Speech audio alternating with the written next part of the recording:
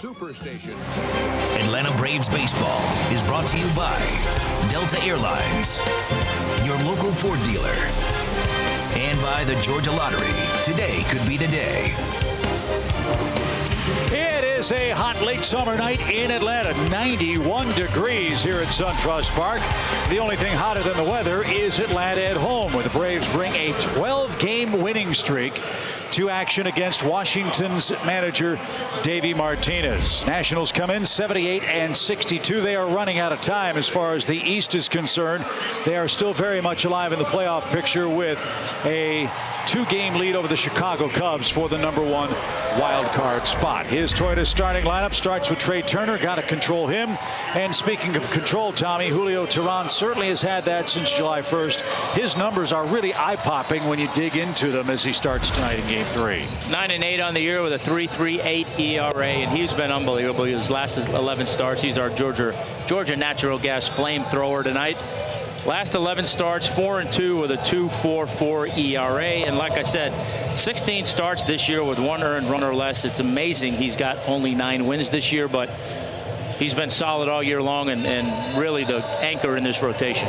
Coming off a win against the White Sox, 6 innings of 2-run ball for Teheran. He's 1-0 against the Nationals this year. To make it 2-0, Tommy, what does he have to do with his Ford keys? Well, our Ford keys for tonight, Julio's turn. Dallas Keuchel, Max Fried, both dominant in their starts in this series, led the Braves wins. Julio, it's your turn. Do the same thing tonight and keep the heat on.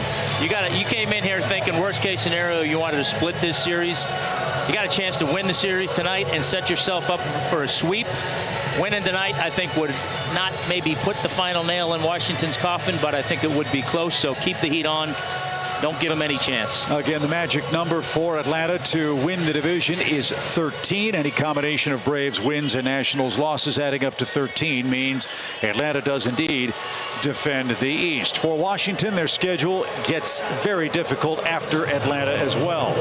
They've got the Twins, Braves, Cardinals, Phillies, and Cleveland, with a 3-game series left with Miami on what's left of their schedule. So indeed, they are running out of time, and they may have a tough time holding off Chicago for the top wild card. Yeah, either way, whether they lose sight of the division and focus solely on the wild card, they got their work cut out for them here on out, trying to secure a spot.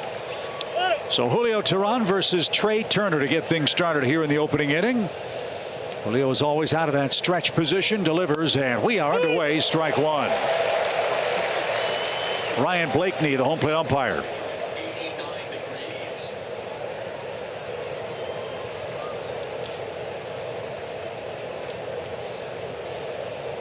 Turner at 296 on the year, and that just missed for an even count.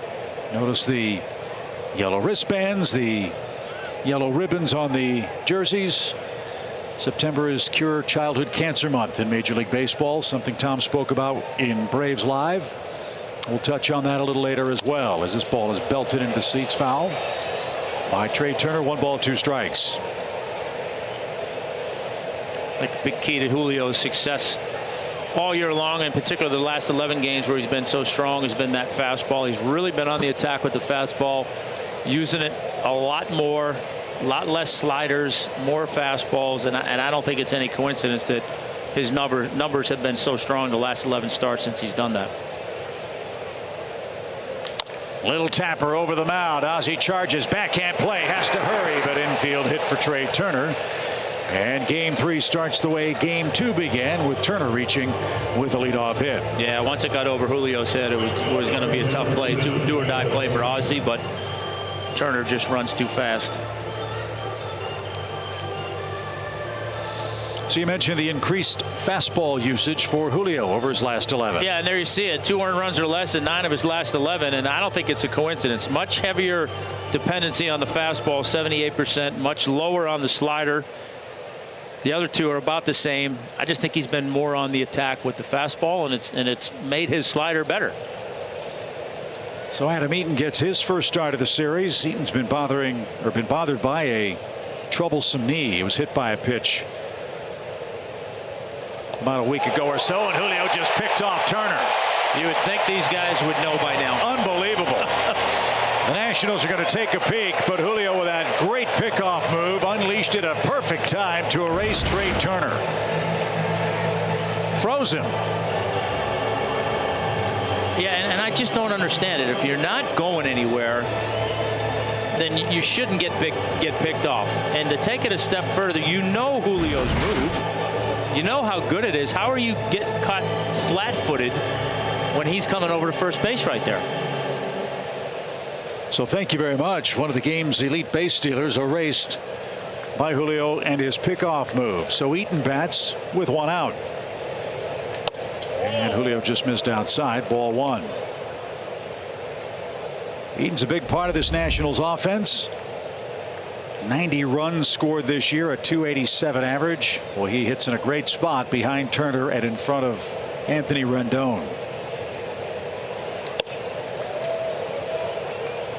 Ball two for the Nationals right fielder Adam Eaton. And this is, the one area we've talked about it a lot with Julio. Left-handed hitters have given him trouble. 14% walk rate, worst in baseball for starting pitchers and left-handed hitters. And it's been predominantly that right there. He tries to go arm side away, doesn't quite get it to the plate. Been behind a lot against the left-handed hitters, and with two lefties and a switch hitter in the lineup tonight, he's going to have to deal with that a little bit. 3 balls, no strikes. Let's see if Eaton's green lighted. Took that one for a called strike. 3-1.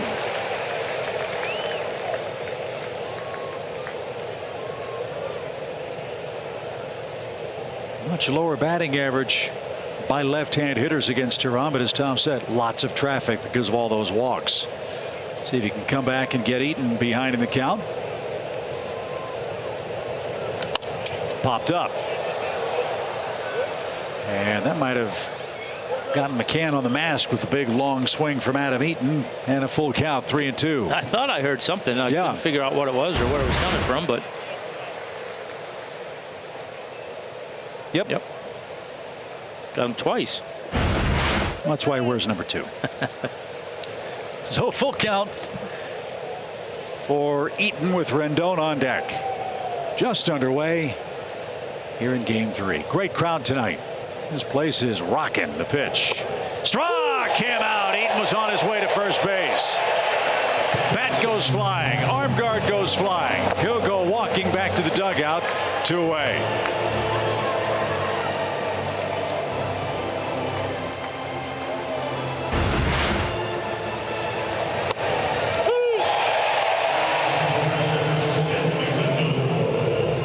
A look of disbelief from Davey Martinez, but no argument from Eaton. I might have gotten the benefit of that one. Julio will take it. Here's Rendon. This is how you want to face the Nationals' third baseman. Base is empty. He's reached base in 22 consecutive games and has a couple of hits in the series. And Julio, new life, gets ahead, strike 1. Yeah, the Braves done a pretty good job. Kept them mostly quiet in this series. You said 2 for 7 with a walk and a run, but certainly not the damage that he had been doing coming in. They're coming inside and got it there. Boy, that's a good pitch. And Rendon on the recoil got McCann in the mask.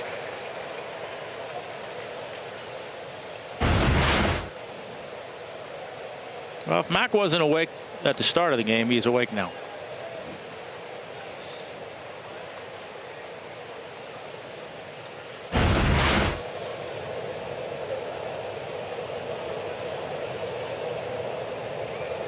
No balls, 2 strikes. And fouled away by Mr. Rendon, who is knee deep in the MVP candidacy for the National League, and justifiably so. He's having a fantastic season for Washington. That tells you how good the Braves pitching has been, that Rendon in the last 2 games has but 2 hits. And that is said with ultimate respect. He has been unbelievably good. A 9-game hitting streak that's in play here tonight. 0-2 and way outside. Rendon still leads the league in hitting, a 7-point advantage over Brian Reynolds of the Pirates. Rendon tied for second with Josh Bell of the Pirates with 114 RBIs. Braves' Freddie Freeman's first with 115. So some great races for individual honors as we enter the final 3 weeks. And the pitch. Struck him out inside corner. Pinpoint. Julio is amped up. A 92-mile-an-hour fastball froze Anthony Rendon. He gave up the infield hit, picked off Turner, then struck out the next two. And his night off to a great start.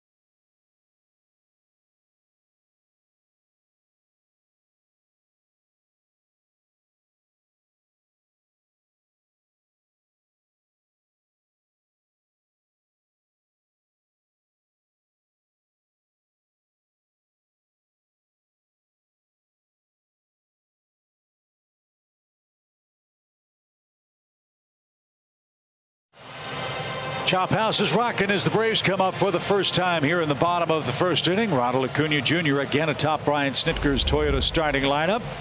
Brian McCann, Matt Joyce, Austin Riley in left, and Adeiny Echeverria gets the start at shortstop in place of Dansby Swanson.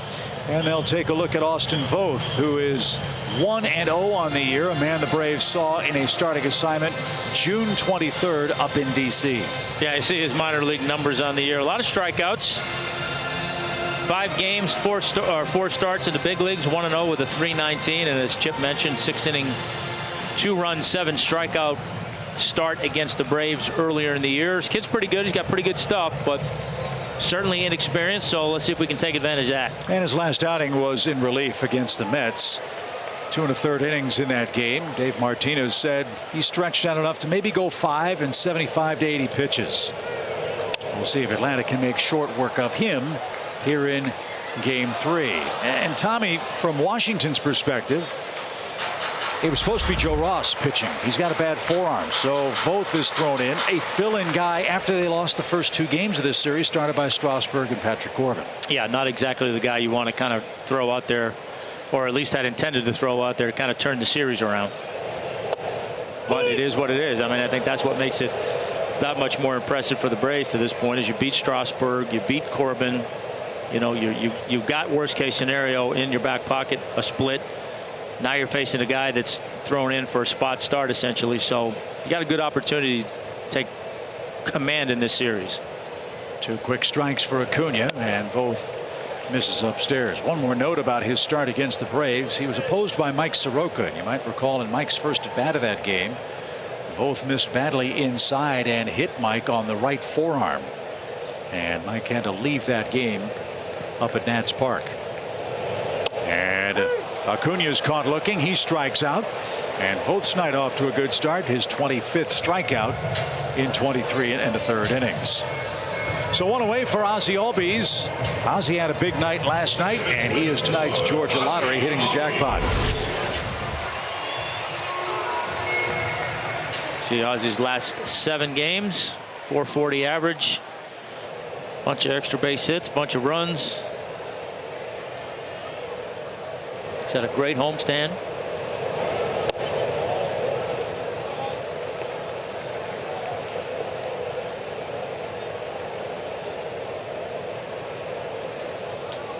'48 multi-hit games. His 50th career homer came yesterday. And this ball is slapped toward left and deep. Soto on the run. Look at that ball carry. How about number 51?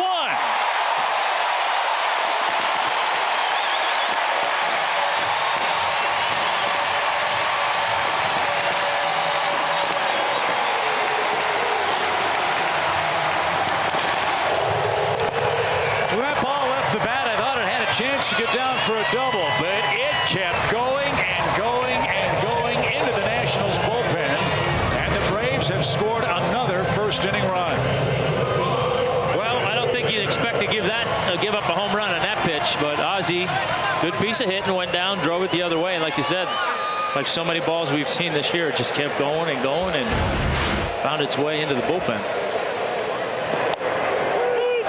So 21 homers for Albies, and Freddie Freeman will try to add to the Atlanta lead. 38 homers for Freddie.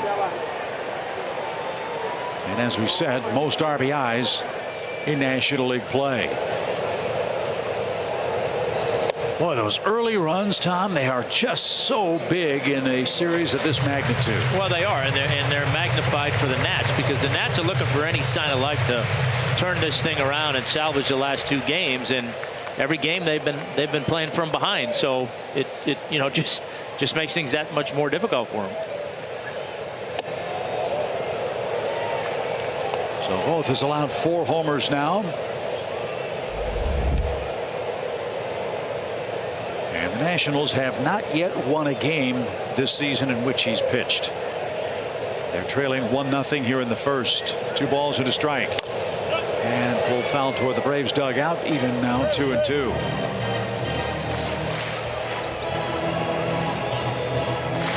The ball is jumping at SunTrust. And that one jumped off the bat of Ozzie Albies, an opposite field home run. His 12th hit on the homestand, which so far has been a perfect homestand for the Braves. Pitch.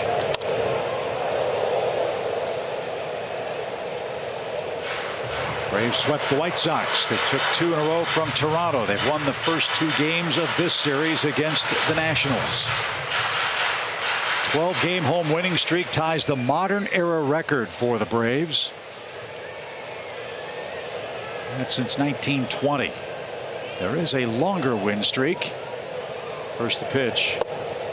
You have to go all the way back to 1897. I wasn't on that team. You weren't? No. How about Smoltz? Might have been. If the old Boston Bean Eaters won 18 games in a row in their home park. That is quite a run. 3 balls, 2 strikes. And Freddie didn't get it. Both has his second strikeout. 2 away for Donaldson.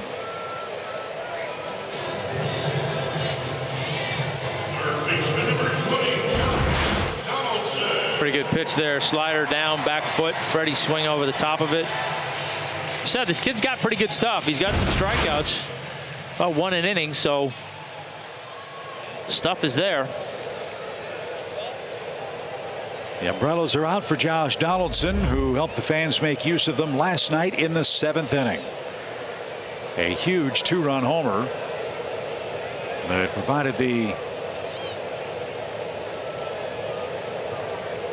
Braves' 4th run. They won 4-3. So for Josh, 35 homers, 84 runs batted in. His career high in homers is 41. That was in his MVP season back in 2015. No balls and a strike. And that just missed. Yan Gomes tried to frame that. Josh has 7 hits on the homestand. He's 7 for 20 with 3 homers.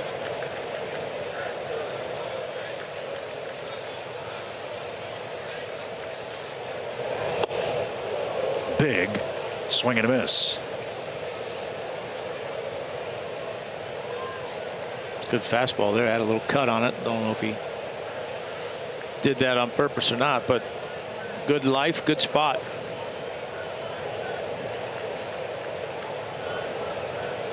The righty's wind and pitch is taken outside.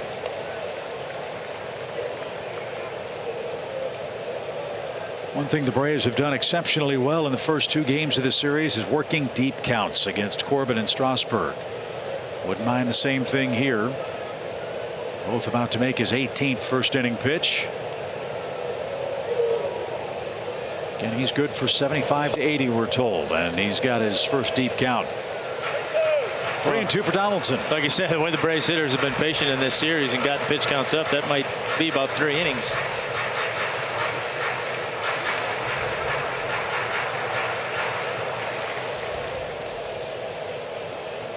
Donaldson sitting on 90 walks on the season, too. And here it is. Good cut. Foul back. Big home run last night in the 7th inning. The 81st homer hit by the Braves in the 7th inning or later, and everybody in the clubhouse was marveling at how in the world he got the barrel to that ball. Yeah, I mean, it's just it's hard to explain it other than that's what he does. You know, he's got a unique approach to hitting, got his hands in, pulled the barrel, and hit it a long way. And as the game unfolded, thank God he did. Because Washington picked up 3 runs in the 8th to make it a 9th inning nail biter, but the Braves got it done with Shane Green picking up the save for Dallas Keuchel. Another 3-2 and cute foul by Josh Donaldson.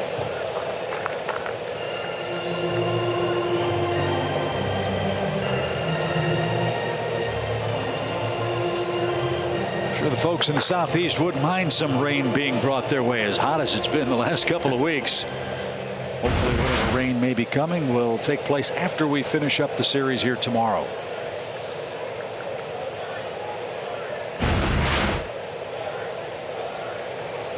Payoff pitch again, and Josh ricochets that over the screen. Nice catch by a fan below. Well, these have to be frustrating at bats for both. You've got such good stuff, but he can't put Donaldson away yet. Yeah, and you've seen that with all their guys this series. You know, just incredible ability not to chase pitches and get themselves out, but also to foul off some pretty good pitches and keep the at bats going. So now another 3-2 is taken low. A well-earned walk. Well, that's something Donaldson has done from the moment he's put a Braves uniform on. That prolongs the inning. That piles up the pitches. It also brings up Ryan McCann, who bats with a run in and 2 outs.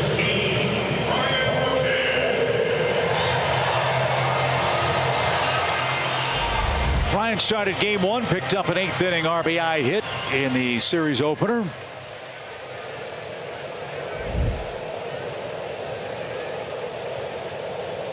.40 runs batted in.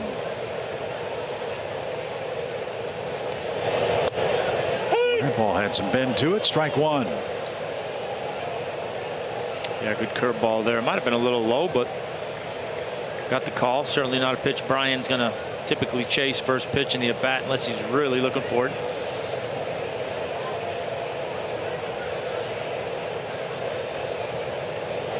I would think the Braves are delighted with what has been their primary catching tandem. Brian McCann and Tyler Flowers have combined to hit 20 homers and drive in 70 runs. Yeah, it's super production from your 2 primary guys back there, and certainly good to see Mac back and healthy and have an opportunity to play here down the stretch, hopefully getting ready for a long postseason run. Strike 2. Both has gotten a strike 2, but last couple hitters had to work overtime to get the at bat resolved. 2 strikeouts, a walk, and a homer so far in the first. And Gomes stole a strike there. Mac won't say anything about that. He'll want that call when Julio's on the mound. Yeah, he can't complain too much because you got a couple for Julio in the top of the first inning, so he'll be all right with that.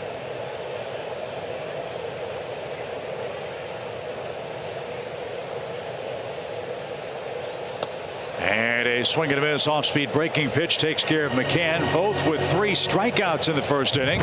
But Ozzie Albies hit a ball the opposite way.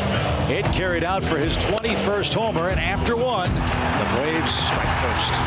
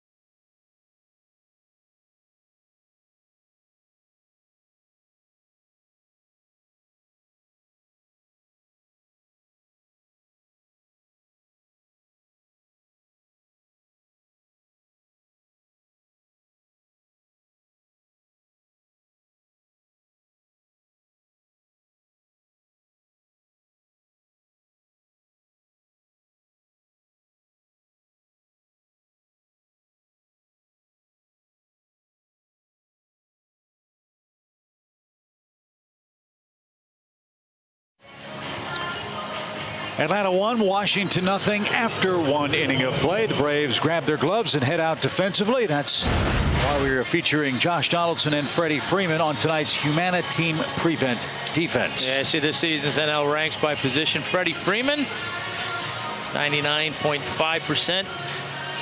Fielding percentage, not bad. Josh, 96.5. Both those guys have been stellar. I mean, Josh obviously just made so many great plays over there. And again, I think we take Freddie for granted sometimes over there at first base, the amount of runs he saves every year. So they've been fun to watch offensively and defensively. So Julio staked to an early lead, faces Juan Soto, who pops one to the left side and out of play for strike 1. Soto, one of the game's brilliant, bright young stars, has had, knock on wood, a quiet series to this point. Just 1 hit. And he's really had trouble making consistent contact. Max Fried gave him big time fits, struck him out 3 times. Last night Soto struck out twice, so 5 strikeouts in the 7 at bats he's made in the series.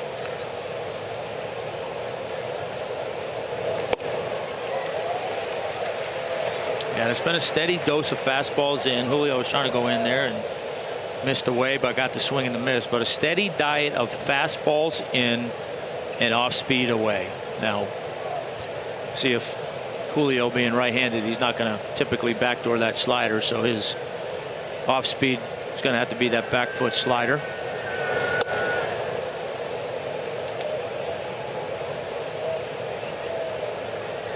The 2 lefties really did a great job just pounding them in and then getting them to swing over the top of those breaking balls away.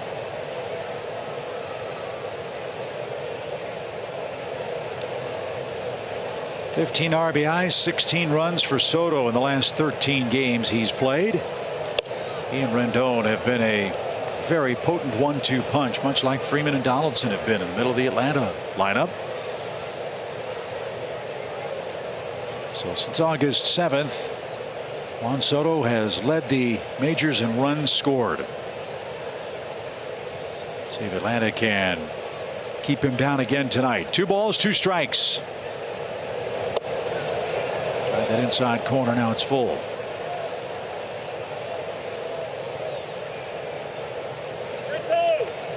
He's got a good fastball tonight. Yeah, he does. Sneaky quick. This is where the lefties, when they did get deep into the count on Soto and got the 3-2 counts, they got him to swing, chase the sliders a couple times for strike 3. See if Julio goes something off speed here. He did, but it's taken high for ball 4. So Soto takes a walk. He's the second Nationals base runner. See if he takes a few liberties at first, and maybe Julio can pick him off too. Yeah, stray a little bit. So again, another walk to a left-hand hitter. And here's Asdrubal Cabrera, a switch hitter. All about Cabrera. He's long been a pest facing the Braves. Cabrera's a former Indian, a lot of time with the Mets, then went to Texas.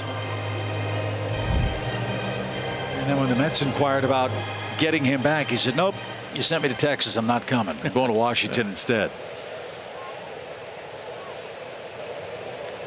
So he's done nice work since coming back to the National League East. Let's see if Julio can tame him. First pitch swing popped up. Echeverria drifting out. Acuna's coming in full speed ahead, and Ronald is there to make the play. Thought about throwing back to first for Soto, but Juan's back safely with one out.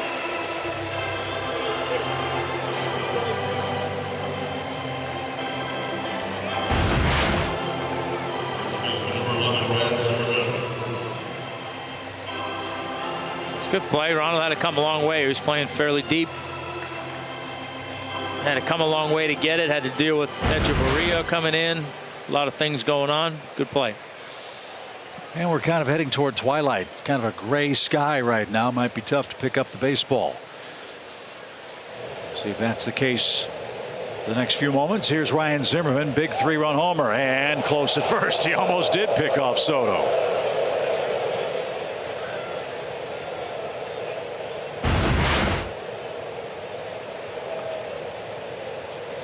Yeah, I had him a little flat-footed too.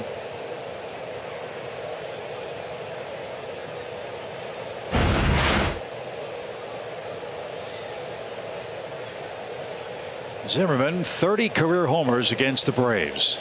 Got no doubter last night. Talked to Ryan about that before the game. I said, did you get all of it? He said, yeah, I hit that one pretty good. Yeah, I'll say he did. Zimmerman tonight in his 38th game of the season. Myriad injuries have sidetracked him. A guy that you can double up if he hits it on the ground. He did that in the first against Keuchel with the bases loaded last night. 0-2. He's already gone over 1,000 RBIs for what's been a great big league career. Drafted, developed, brought to the big leagues by Washington. In fact, he's the original Nat.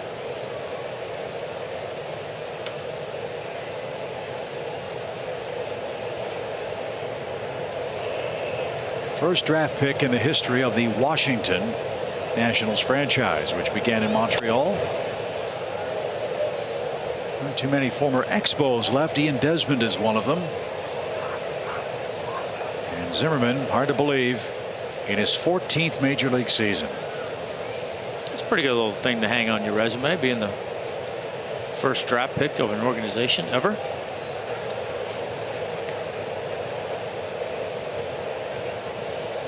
One ball, two strikes. And Zimmerman steps out. Proud University of Virginia baseball alumnus. He was inducted into their College Baseball Hall of Fame in January of last year. The 1-2. Just missed.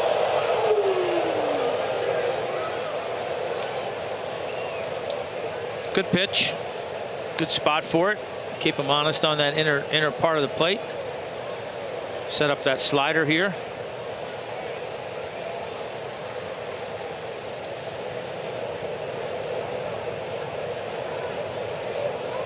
Soto has 12 stolen bases.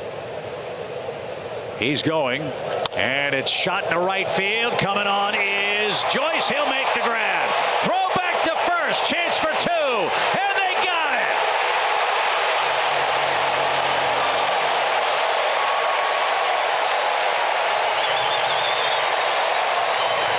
It's not your conventional double play, but we'll take it. The Nationals trying to jumpstart something offensively. Joyce with a great tumbling catch. Perfect throw and a stretch to nail Soto.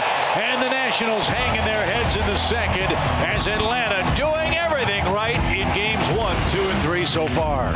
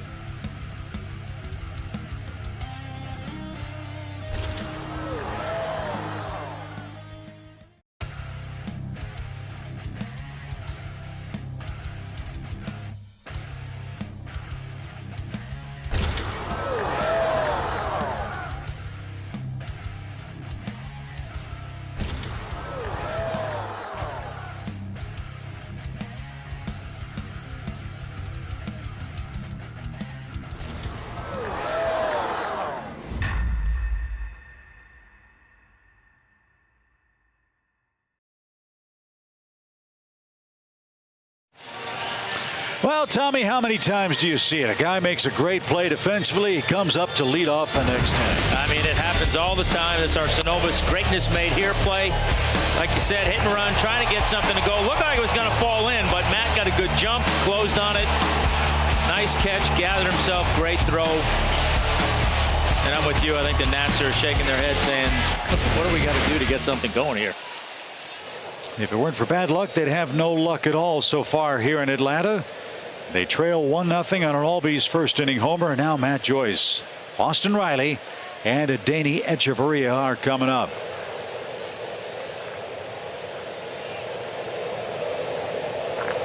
Austin Voth, the pride of the University of Washington, struck out 3 Braves in the first inning.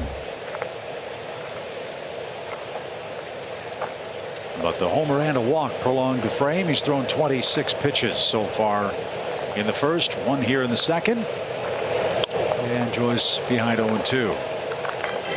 Matt's done a great job, as we've said several times, filling in for Nick Markakis, who's beginning to swing the bat in the cage. And we're told Nick is going to ramp up his baseball activities on the upcoming road trip. There's a chance Nick might be active on the next homestand. Well, that's good news. That would be certainly great to see for Nick, for the club.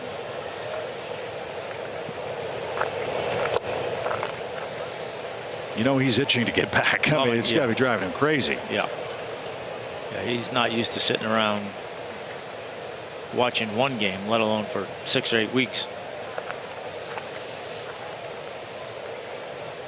So a ball and 2 strikes for Matt Joyce. .280 average for him. The pitch is served into center field. That is going to get down in front of Robles. So Joyce with another 2-strike hit. Boy, he starts, he gets on base. Yeah, that's all he does. When he gets an opportunity to start, he does something to help the team, and he's our SunTrust confidence play. Last 15 games, 349, so that would go up. 8 runs scored. He's just done a great job filling in. Next man up. That's, again, speaking of the organizational depth the Braves have acquired. They knew that's something that had to be addressed after last season. They've done it. And now they've got battle-tested guys ready when the regulars are back in full form. Here's Riley. Austin with a .238 mark. And that's off the plate. Ball 1.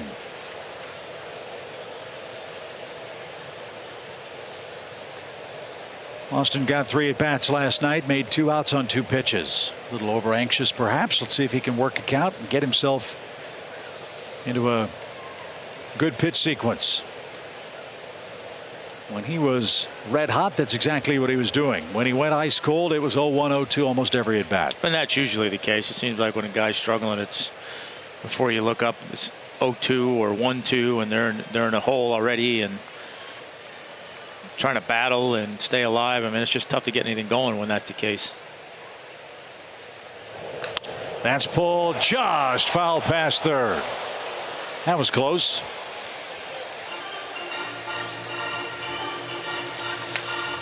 So Riley back to the plate. 1 ball, 1 strike.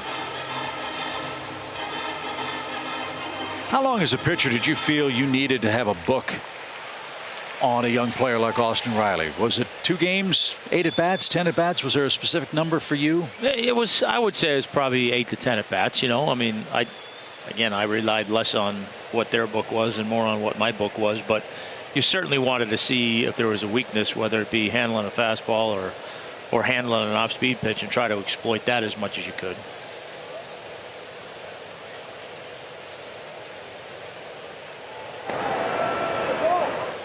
Well, for Riley, there ought not be many secrets left in the National League, at least. He's been around long enough now to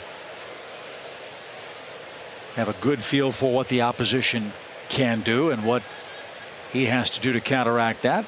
So we'll see what happens with Mr. Voth here. 1 ball, 1 strike. Joyce a good lead. Another half step on it at first. Pitch lifted foul, and that's headed into the second deck, I believe. Where a fan from Mableton, Georgia, made the play on 1 big hop.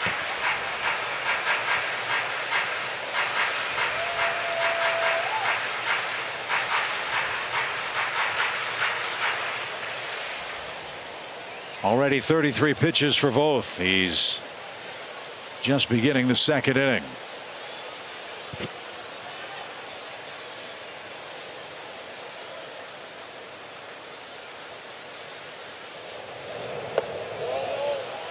And he's rung up. Riley is called out on a check swing. Braves fans didn't think Riley swung, but Mike Estabrook said he went far enough. Yeah, probably did. And that's the pitch right there that, kind of makes or breaks Austin right now, is that off-speed pitch, whether or not he chases it. Seeing when he was going good, he was attacking the fastball, hitting the fastball gap to gap, and really didn't get into a situation where he had to chase too many sliders. Now, like you say, struggling a little bit, getting behind the count a lot. Now that chasing that slider becomes much more of a problem. So Voth has 4 outs, all of them via strikeout in the game, and he'll face Adeiny Echeverria. Echeverria batting 8th and getting the start for Dansby Swanson, who has but 4 hits in his last 24 tries. Talk with Brian Snitker about that before the game. First the pitch. He's swinging and a miss. He told Dansby that when he came back, he wasn't just going to bury Echeverria, that Danny was going to get some opportunities to play. And of course, Atlanta wants to be very careful with Swanson to make sure the heel is protected as much as possible. And with a day game tomorrow, give him the night off. Give Echeverria some playing time, and maybe Dansby's back in there tomorrow. We'll see about that. Fouled away. No balls, 2 strikes. Yeah, I mean, that's the constant dilemma all year long, really, is to give your bench players an opportunity to play, to give them at bats. It's even tougher this time of the year because your rosters have expanded, but you still got to keep Adeiny sharp, but at the same time, obviously you're trying to toe the line a little bit and give Dansby as much of an opportunity to get his timing back as you can. But one night off's not going to hurt. Up and in. And so if he does play, well, Dans, hope you enjoyed your night off. Go get Max Scherzer. Yeah, exactly. That's who's pitching here tomorrow for them. Mike Soroka is going to go for the Braves, who lead 1-0 here in Game 3, and Ozzie Albies' first inning opposite field homer.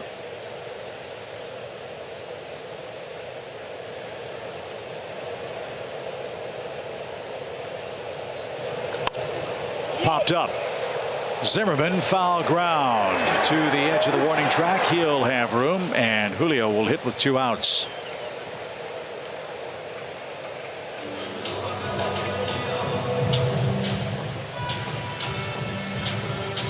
Julio's batting 120 on the year. He does have 4 RBIs. Let's see if he can run into something.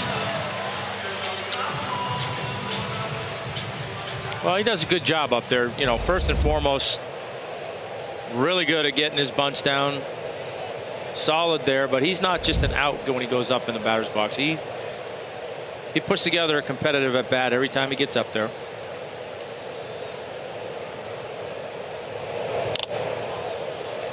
That's fouled off the home plate umpire's gears. Strike 1.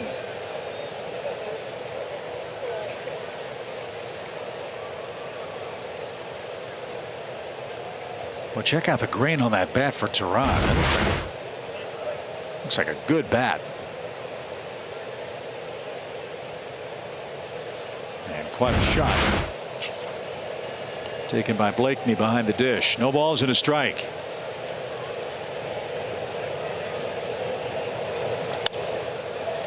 And good cut, fouled straight back. It's 0-2. I like it. He's hunting fastballs, being aggressive.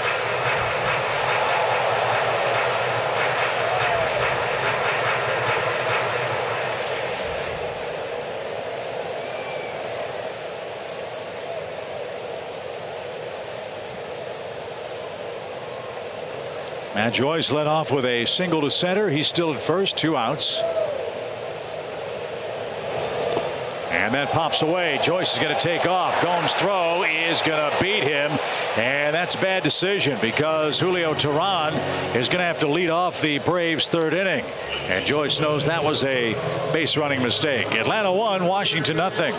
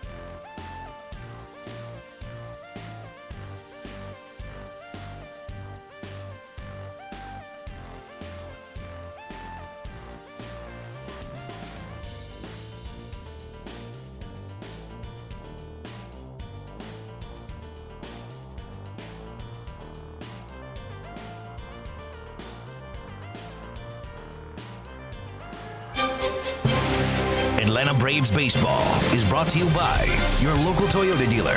Toyota, let's go places. SunTrust, confidence starts here. And by Georgia Natural Gas. Lock in a gas bill amount that won't change even when the weather does. The Guaranteed Bill Plan from GNG.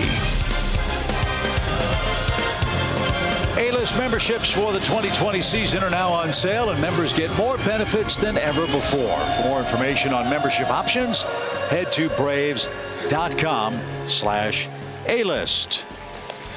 Julio's faced the minimum in his first 2 innings. Great double play turned by Atlanta into the Washington second. Now in the third, Julio will face Robles, Gomes, and his pitching counterpart, Austin Voth. And Julio since July 1, a .238 earned run average.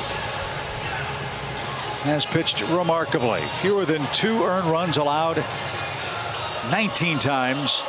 1 earned run or less in 16 games pitched this year. I think you would win a lot of bets with fans around not just Atlanta, but around the major leagues if you asked how many such games Julio Teheran has had this year. He has been that good.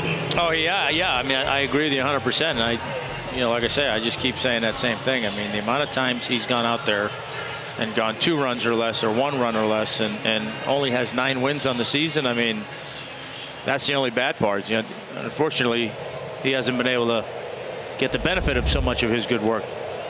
But it has not gone unnoticed in his locker room or in his manager's office as he faces Victor Robles, the uber talented national center fielder, who's out in front of that one and lines it out of play for a strike.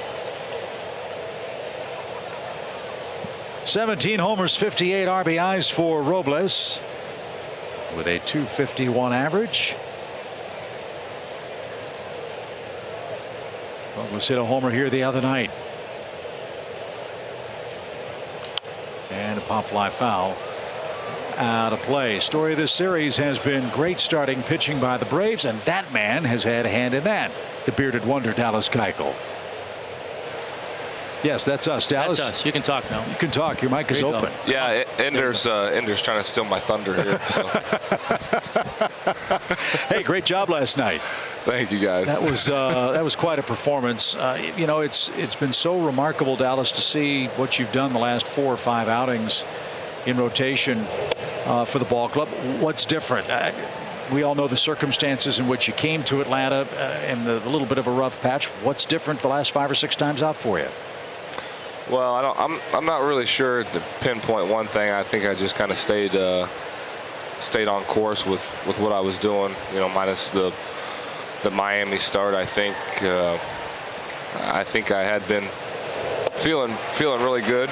The main thing, but the other thing was just trying to make pitches and like I mentioned, I think in my post game last night is it's fun to compete with the other starters and try to compete or try to match what they do on a nightly basis and try to keep this train rolling.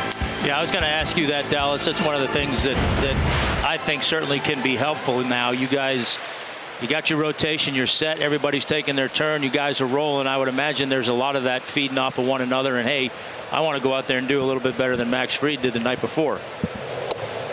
Yeah, and sometimes it's tougher to do that than others, especially with the way Max has been throwing. But yeah, I mean that's one of the most fun parts about the game for us as starting pitchers is you get to watch quality starters night in and night out and watch them do their thing, and then you want to do the same thing. No balls and a strike for Yan Gomes, who broke his bat. And he'll pick out a new one, down 2 strikes. Dallas, you've pitched on some really good teams, playoff teams. You've had individual success and the like. Compare those teams in Houston to what you're experiencing now in your first season with the Braves, if you would. I think there's a lot of potential here, and it's not fair to really compare a lot of the guys I've played with before, just because they had already built their brand, their resume, and these guys here are just getting started, just kind of dipping their toe in the water. And I mean, I would compare the potential of both sets of teams that I've been on, and this team has no shortage of potential, and that was one of the main attractions that brought me over here, and it hasn't disappointed. But you now, at this stage in your career, you're if you'll accept the term in a lovingly presented way, you're a grizzled veteran. You've been there before. I would imagine that you're kind of the Yoda of this young staff, and that guys like Fried and Soroka, who haven't done this before in September and hopefully deep into October, are going to probably lean on you for a lot of advice. Has that been accurate?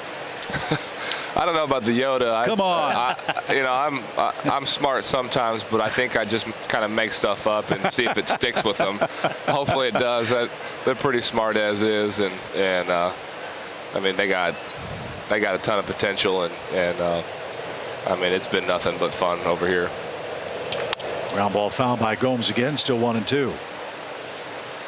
I will say this, that I was watching Max's interview last night, and man, that was tough. So I've had it pretty easy so far right now. Yeah, they're leaving you alone. What the heck's going on?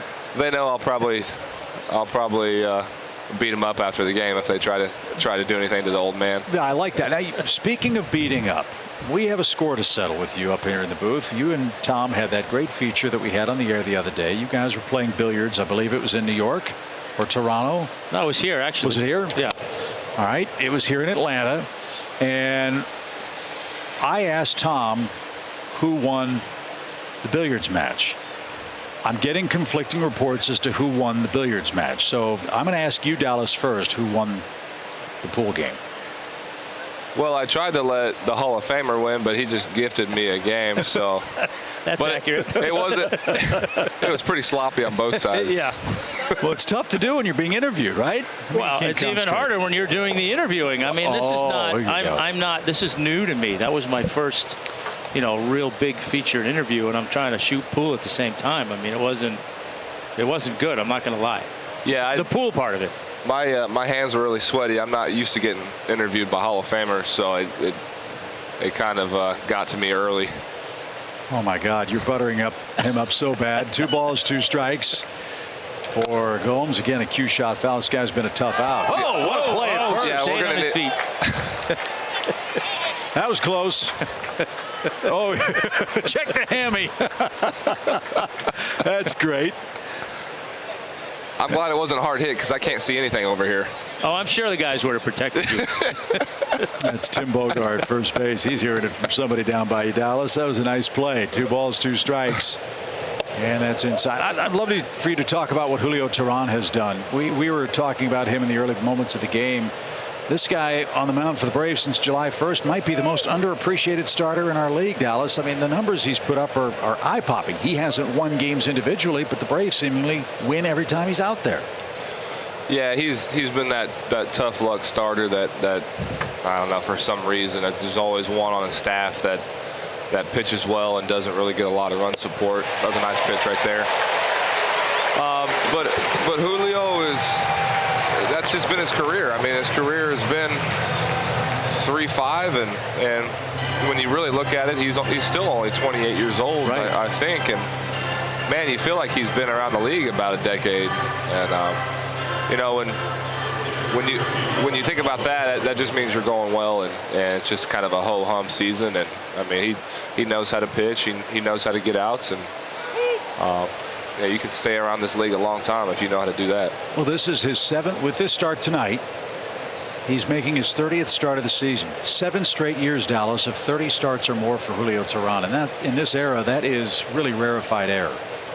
No, absolutely. I definitely can't say that. So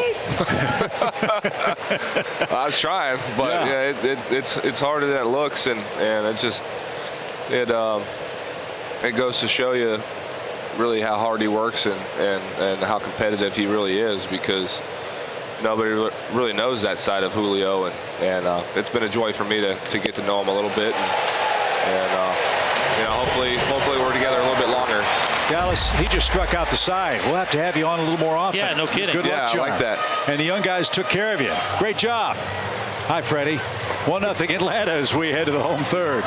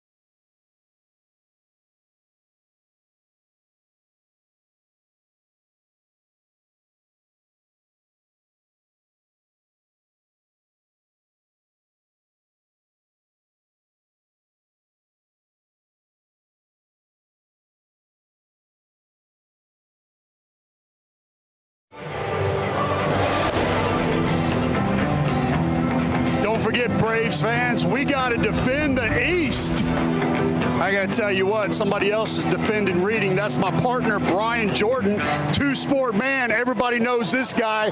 He is like the mayor walking around the stadium. Check out these T-shirts right here. Brian Jordan giving back to the community. His mom is a great educator. Reading is very important to you, so you created the Brian Jordan Reading Challenge. Tell me about that. You know what? I'm just delighted that Douglas County stepped up to the plate. Administration, teachers, all here with me tonight to celebrate the Reading Challenge. But again, my mom was an educator, and I was that kid that had no confidence in reading, and it's millions of kids around here just like me. I challenged myself in physical education and sports. Yeah. I wish somebody would have challenged me in reading when I was young, and it's important that we challenge these kids, and third grade is so important. So we got to get these kids reading by third grade. Hey, you're not just a great player, you're a great human being. I love how you give back. Third grade is crucial for readers. Tell me why. You know what? If you really look at the statistics, they're building prisons based on third grade reading. So for me, that is so important to know. And I don't think a lot of people around the world know that. So we have to do our job to get these kids reading by third grade, because if not, it's chances that they're going to go the other way. Outstanding. To my left, Kwanzaa, like the holiday, you have been instrumental. More cheers for her. It's okay. Lauren behind us, we got some other members. We got Kayasha Davis and Lauren Cook, who really put this thing together, and I want to say thank you guys. They worked really hard to make this thing happen. Well, Kwanzaa, real quick, how excited are these kids? The kids are super excited. I passed out their T-shirts and books on Tuesday. On Wednesday, they were wearing their shirts and ready to accept the challenge. So we're super excited. Are they excited as this crowd? Oh, yeah! Hey, it just doesn't stop. Brian Jordan, excellent human being. Kids, start reading. Here's your example right here. Super important. Way to go, partner. Chip and Tom, back to you guys. Okay, Bertie, thank you very much. Way to go, BJ. That's awesome. Good stuff there, yep. That is really great. Hope they're having a great time tonight as Ronald Acuna Jr. bats with one out. Austin Voth with 5 strikeouts. The first was Acuna, whom he caught looking in the opening inning. Braves lead on an Albies homer. Ozzy's on deck.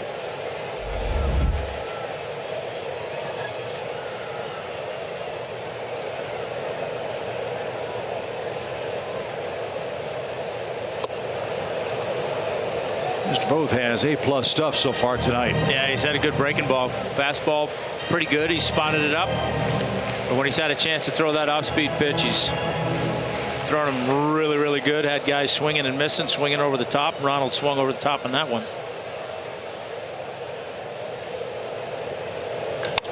High fly ball toward left center. He got under it. Robles says he's got it. And Acuna's out number 2. Yeah, ball got in on him just a little bit. So a big sigh of relief for Voth as Ozzy's coming up. When this ball left his bat, I thought double maybe. Instead, it carried out into the Nationals bullpen. It's our StatCast AI powered by AWS. Yeah, I'm with you. I didn't think it was getting out. I thought it was going to be in the corner for a double, but Ozzy had other things in mind. 92 mile an hour off the bat and 349 feet. Needed every one of them. You don't see too many 92 mile an hour exit velos leave the park, no, especially the other way. No, especially the other way. But right down the line, I guess you got a chance. And we say the way the ball's been carrying, it's still hot here in Atlanta, so the ball's still carrying a little bit here. So strike one for Ozzy. Voth turns it loose and missed outside. So with Albies home run, Braves now have hit 222 homers on the season. 47 homers more than the opposition.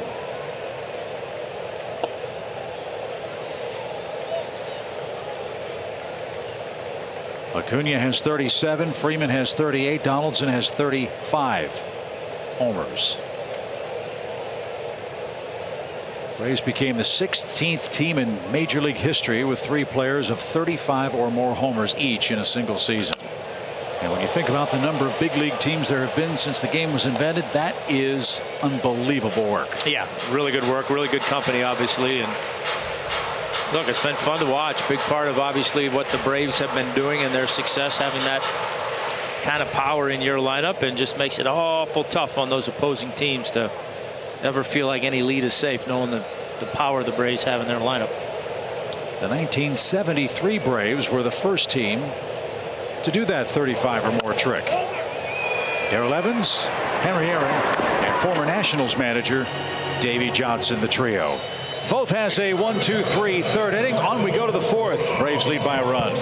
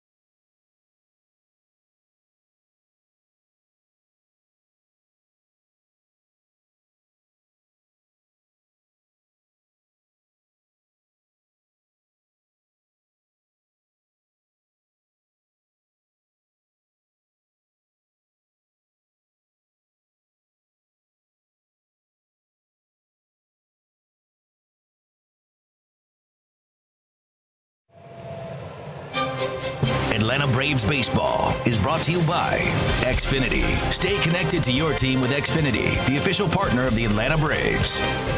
And by Synovus, the bank of here.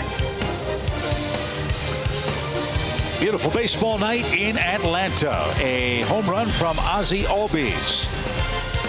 As the Braves in front after 3 innings, Julio Teheran has faced the minimum through 3 frames. He's given up 1 hit, 1 walk.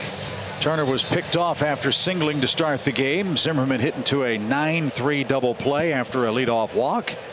Julio just struck out the side in the 3rd, so he begins his 2nd trip through the Nationals lineup card.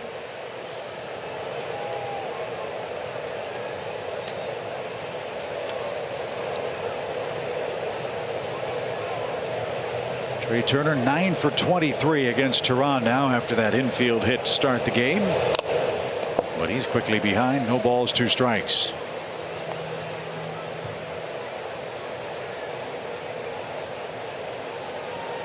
Yeah, we've talked about the importance of keeping Trey Turner under wraps, and the Braves done a great job of it in this series.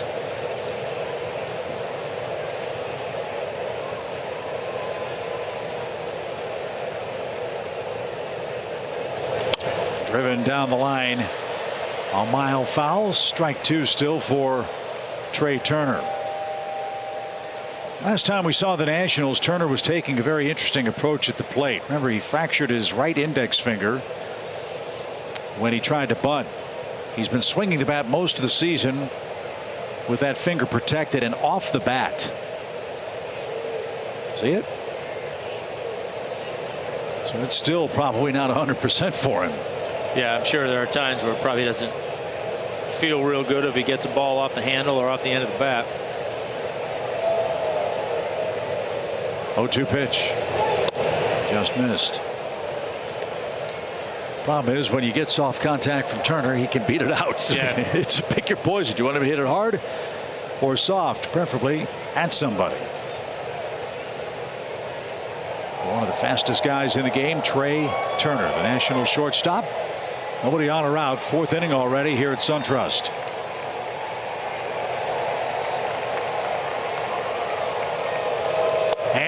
a swing and a miss. Boy, Julio's really got the ball darting and dancing. That is 6 strikeouts for him through 3 innings and a third now. Yeah, he's done a really nice job attacking the inside of the part of the plate. Right-handed hitters with his fastball. You see this one here, the two-seamer that starts on the corner, runs in off the plate, and by the time Turner commits to it, there's nothing he can do with it. So Teheran ready for his 50th pitch. He's part of the Braves club that has the best record in baseball since May 24th. Our Zaxby's indescribably good play. Braves passed the Nationals with the first 2 wins of this series.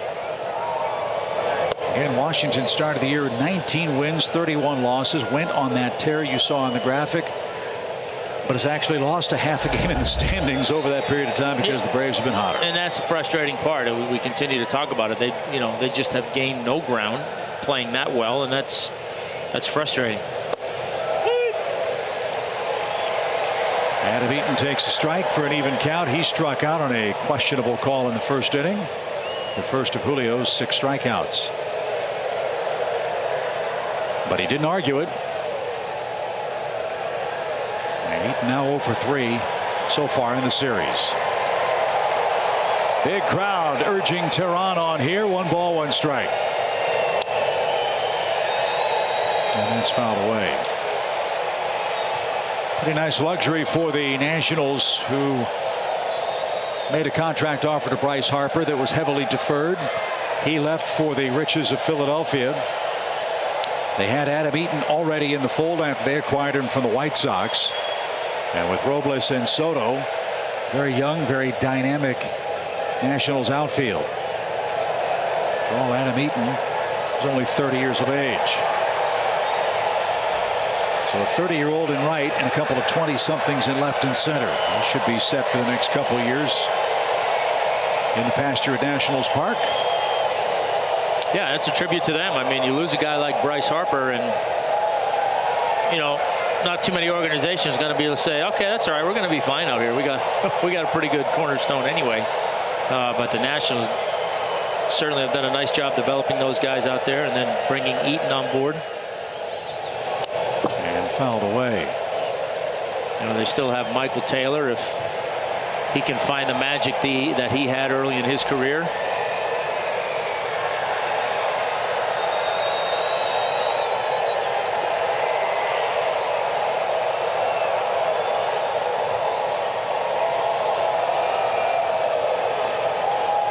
Two balls, 2 strikes. Crowd is into this game. Game 3 of 4 with the Nats as we defend the East in Atlanta this weekend. The pitch is fouled back.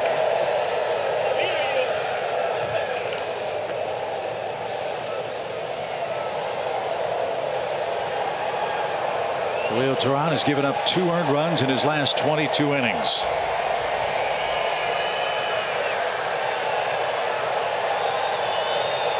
So he's making a push and a bid to be a strong candidate for a postseason starting rotation slot. The pitch. Again fouled away. Eaton won't go quietly here.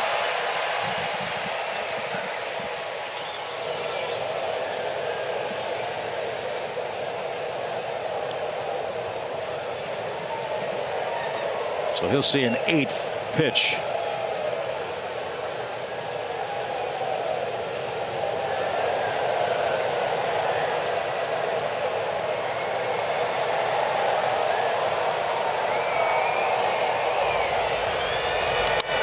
Lifted into shallow left center. Can anybody get to it? Yes! What a play by Riley to make a diving catch.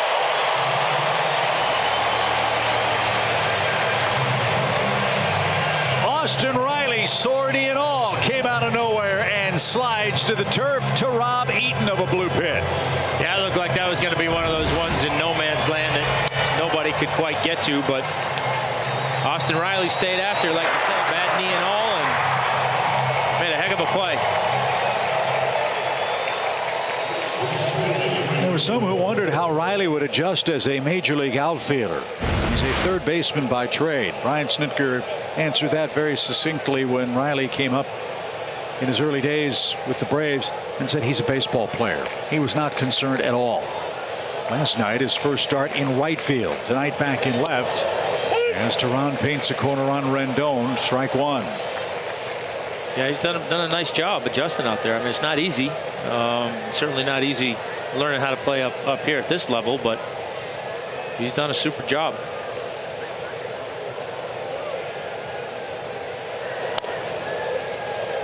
Boy, Julio, as you said, Tom, he is really attacking the inner half of the plate. To the right-hand hitters, got Rendon to foul that back. Strike two. Yeah, that was a change up there, which I love that. He's already shown he's going to throw the fastball in there. He's going to command it in there. Now he comes in there with that changeup. Now he goes back in there again. Rendon is not going to know if it's hard or soft. The pitch. Swing and a high fly ball hit toward left center field. Acuna to the warning track. A step shy of the wall in the park. Big enough to hold that. 3 up, 3 down. Rendon just missed. Teran and the Braves still lead by a run.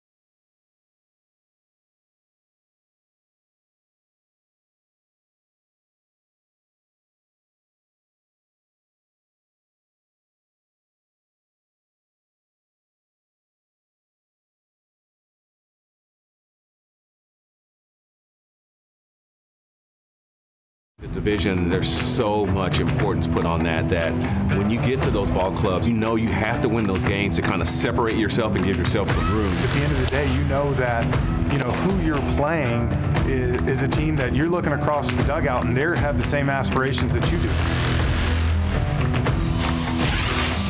Well, Brian Snitker's Braves are indeed defending the East. Frankly, they are dominating the East. We may have to change that graphic. Atlanta has a 9-game lead in the division. They've won 8 consecutive. They've won 12 in a row at home, and they're winning again tonight over Austin Voth and the Nationals. Freddie Freeman struck out to start his night. And Voth missed downstairs. Again, Austin's expected to go around 5 innings, 75 to 80 pitches. Depending on how he performs, he's up to 55 now, as he's gone through 3 innings so far this evening. Right there, a strike evens it up. Yeah, actually in pretty good shape considering that first inning was pretty high pitch count. I think high 20s or somewhere. Now he's mid 50s in the 4th, so he's done a pretty good job the last 2 innings of keeping that pitch count down.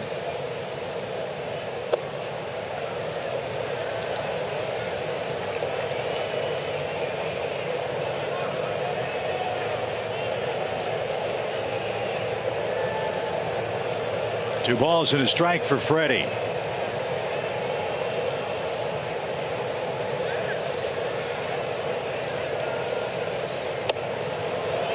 Chase that one up and out of the zone. 2-2. Here's your count. Freddie's 2 homers away from 40. There have been 11 Braves with 40 or better home run seasons. He's already set his new personal high with 38 so far this year. And again, 115 runs batted in. And way outside fills up the count. That's a little more like it. Make him work. Arizona won tonight, beat Cincinnati again. Got to keep an eye on the Diamondbacks in the wild card race.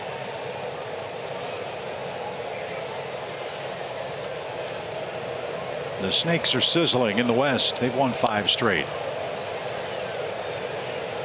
And so with Arizona's victory, at the moment they are 2 games behind the Cubs for the second wild card. Chicago, bad news today. Javi Baez has a fractured thumb. He is probably out for the rest of the regular season for the Cubs.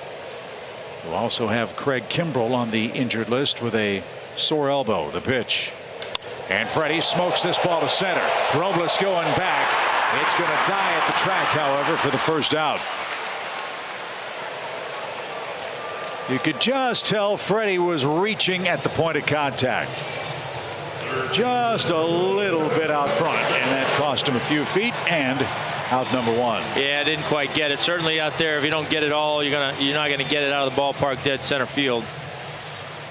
Freddie just missed that one.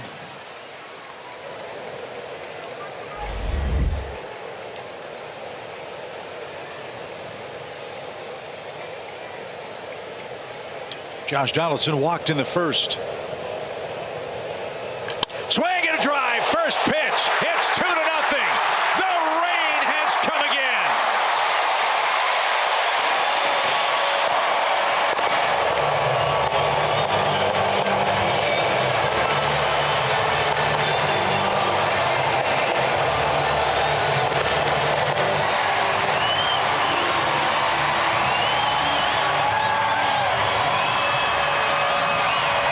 Tommy, we talked about it in Toronto. This guy's a money player. These games in September are huge, and he is coming up huge. And everybody's dancing in the rain in the Braves dugout as Josh Donaldson makes it 2-zip. Well, fastball middle, and he is not going to miss those very often, and didn't miss that one. I'll tell you what, it's just I don't know that I've seen personally a power barrage like Josh has put on.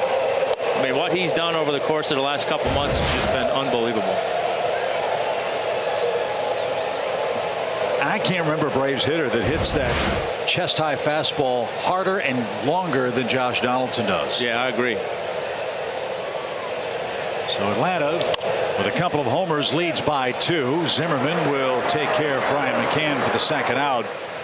Donaldson, 4 homers in his last 21 at-bats. And dating back to June the 11th, he has been right there neck and neck with Mike Trout for the most home runs in Major League Baseball, and this one was anything but a cheapie. 443 feet. Yeah, off the bat, you knew it was going. It was just a question of how far it was going to go out there. And 443 feet, pretty good poke. So 2 outs for Matt Joyce. He has a single to center tonight. Matt's gotten on base now in 25 of his 27 starts. A little more breathing room for Julio Teheran. 2-0.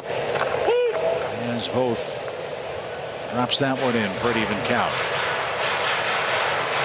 Cardinals lead the Pirates 4-1. That game's in the 5th inning in Pittsburgh. Wainwright and Brault, the pitchers in that one. And Wainwright's put together a couple of good starts in a row for St. Louis, which leads the National League Central by 2.5 games. We keep mentioning the Central because as things stand now, that's who the Braves would play in the first round. But that's with an asterisk, which I'll explain after the pitch. 2 balls and a strike. As things stand right now, Atlanta is only 3 games behind the Dodgers for the best record in the National League. However, LA, should they finish with the same record, would win the tiebreaker because they have the better head-to-head record in regular season play. Yeah, the Braves have very quietly put themselves in a position where that overall home field advantage is not so far out of reach.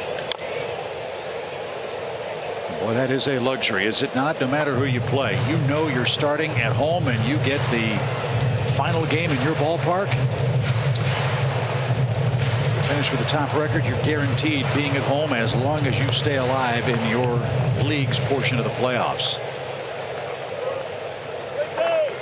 So we'll keep you up to date on what the Dodgers do as well here over the final 3 weeks. As Joyce awaits a payoff pitch. And takes upstairs, ball 4, a 2-out walk. Second pass issued by both, and that'll bring up Austin Riley.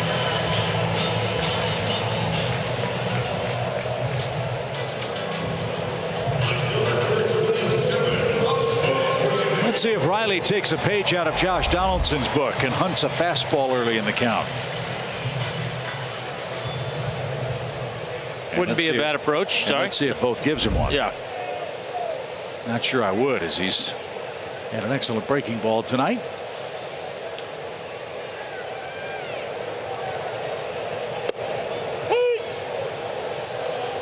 And sure enough, he listened to you. Yeah. Sorry, Austin. Strike one on a good slider. Riley out on a check swing back in the second.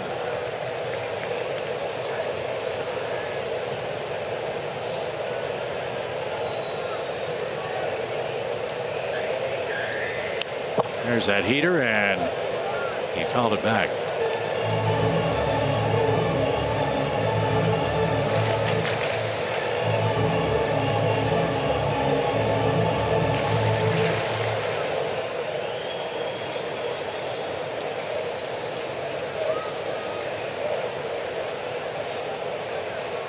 No balls, 2 strikes for Austin Riley, who's made a great catch in the outfield tonight. Check of the runner. Here it is. It's 1-2.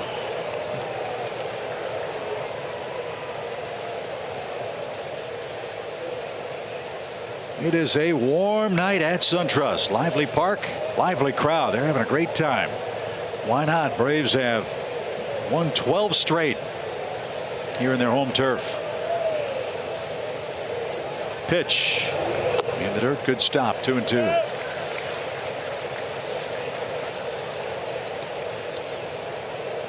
You get on these kinds of rolls late in the season, boy, that's kind of stuff that can carry over to postseason play. That's why that #1 overall record would be quite an accomplishment. Yeah, you get on streaks like this, and you just want to show up every day at the ballpark and just go, because you know every day things are rolling. You're going to find a way to win games. You don't want off days during streaks like this.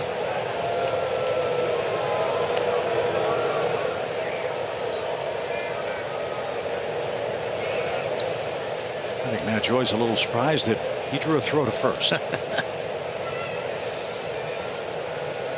That gives Voth a little more time to ponder this 2-2 pitch. A Donaldson homer here in the 4th for Atlanta extends the lead. And again, Joyce dives back.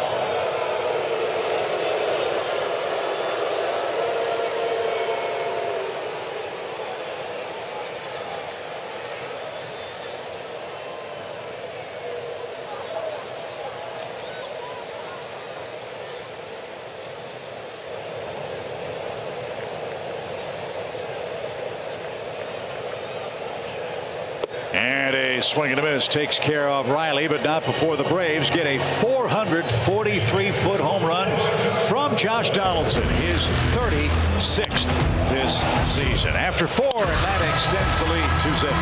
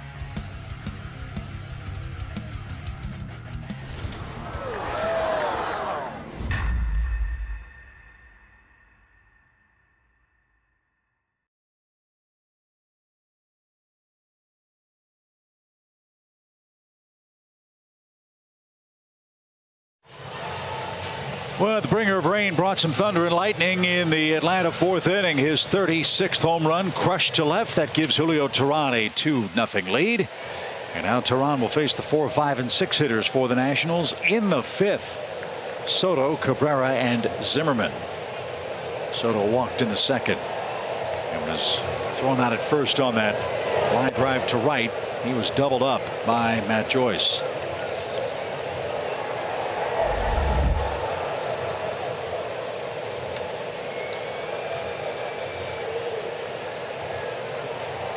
Washington has scored a total of 5 runs in 2.5 games in this series. They had been one of the hottest teams in baseball before they ran into the Braves, which also, Tom, is a recurring theme here over the last month, right? Yeah, everybody that's been playing good baseball runs into the Braves, kind of goes back home a little humbled.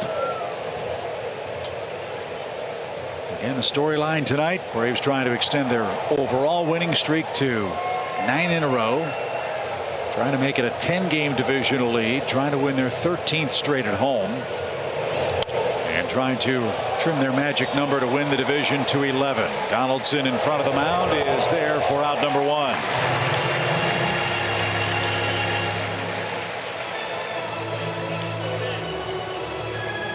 Nine up, 9 down for Julio, who gave up a hit to the leadoff batter, and that's it. This is a very Max Fried-like performance from Julio in that regard. Remember, yeah, sure is. I mean, Max, same thing, gave up that hit in the first inning and then retired, I think, 19 in a row.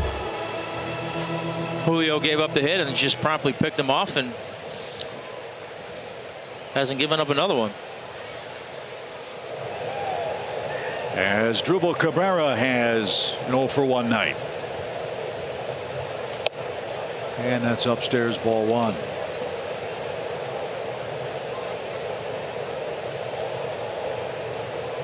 Tom mentioned it earlier, 2 left-handed hitters and Cabrera a switch hitter in there for Washington in game 3.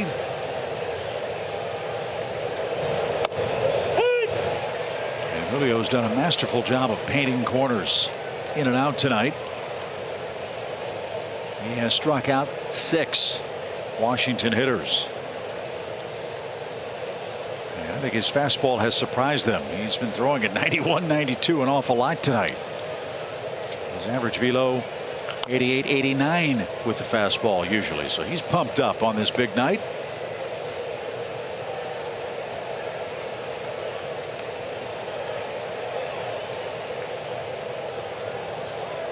Julio's strikeout high this year is 9. That came on August 21st against the Marlins. He went 7 innings in that game, didn't allow a run.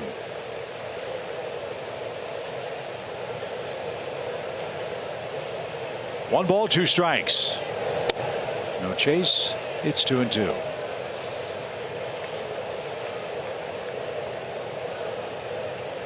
Yeah, he's been a little bit better tonight against the lefties on that arm side pitch. Been around the plate a lot more. Just the 1 walk to Soto. See if we get Cabrera to chase something here.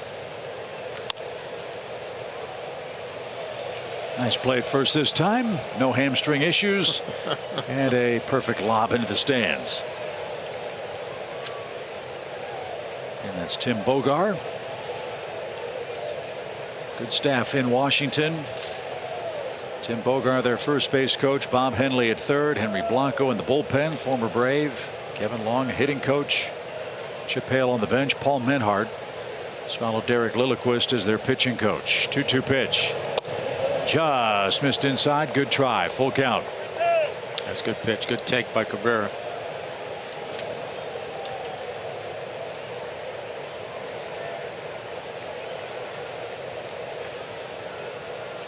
Zimmerman waits on deck in a 2-0 Atlanta game.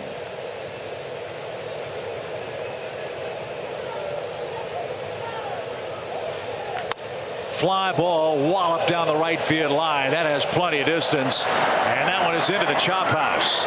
As Drupal Cabrera got a 3-2 pitch, and he hit that baby a country mile. One of the longest homers we've seen hit down the line here at SunTrust. And the Nationals are on the board. It's now 2-1.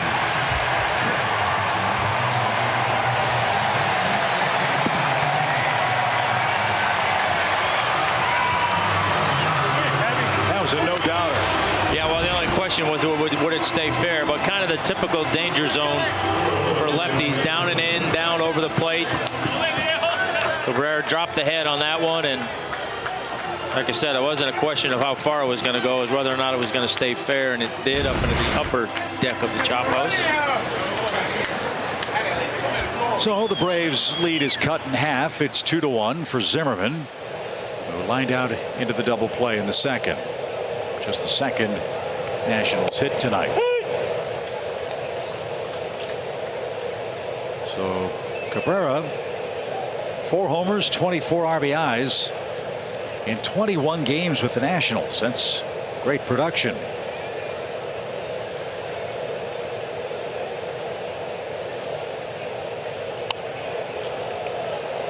Julio came back with a curveball and it's fouled away. I think Brian might have gotten popped again by accident. He is getting dinged to death with these long backswings by the Nationals hitters.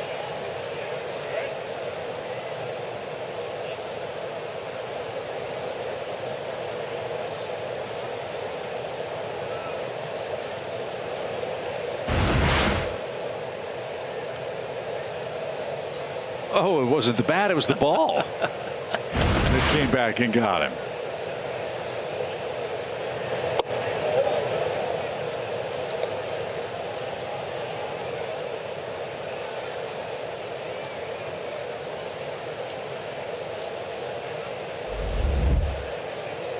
Zimmerman with a 7-game hit streak. He is 0 for 1 tonight.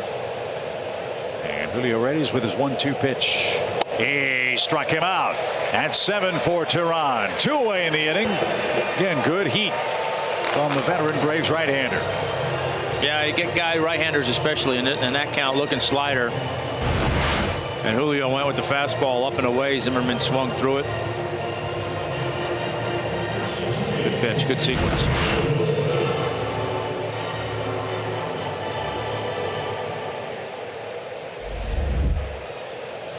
Here's Robles, one of a trio of Nats that struck out in the 3rd inning. Right there, strike 1. Julio has said it so many times, it is worth repeating. A big key for him: stay on top of the baseball.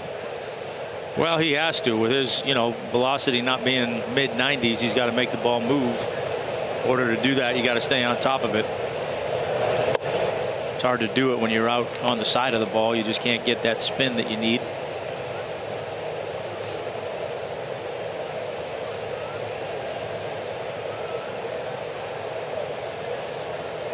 Very efficient and very effective. 1 ball, 1 strike.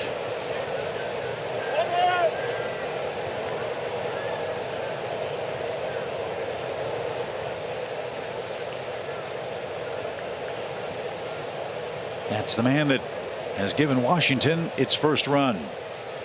Asdrubal Cabrera on a hot night. 1 ball, 1 strike. And now Julio's swing and a miss away from getting the Braves bats back in play.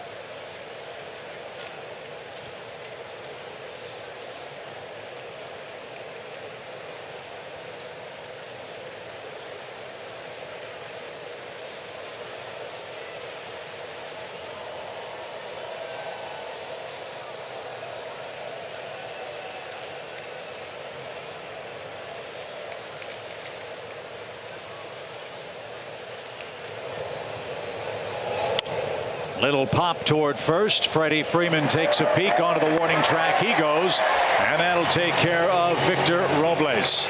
Asdrubal Cabrera has hit a solo homer, but Atlanta still leads it.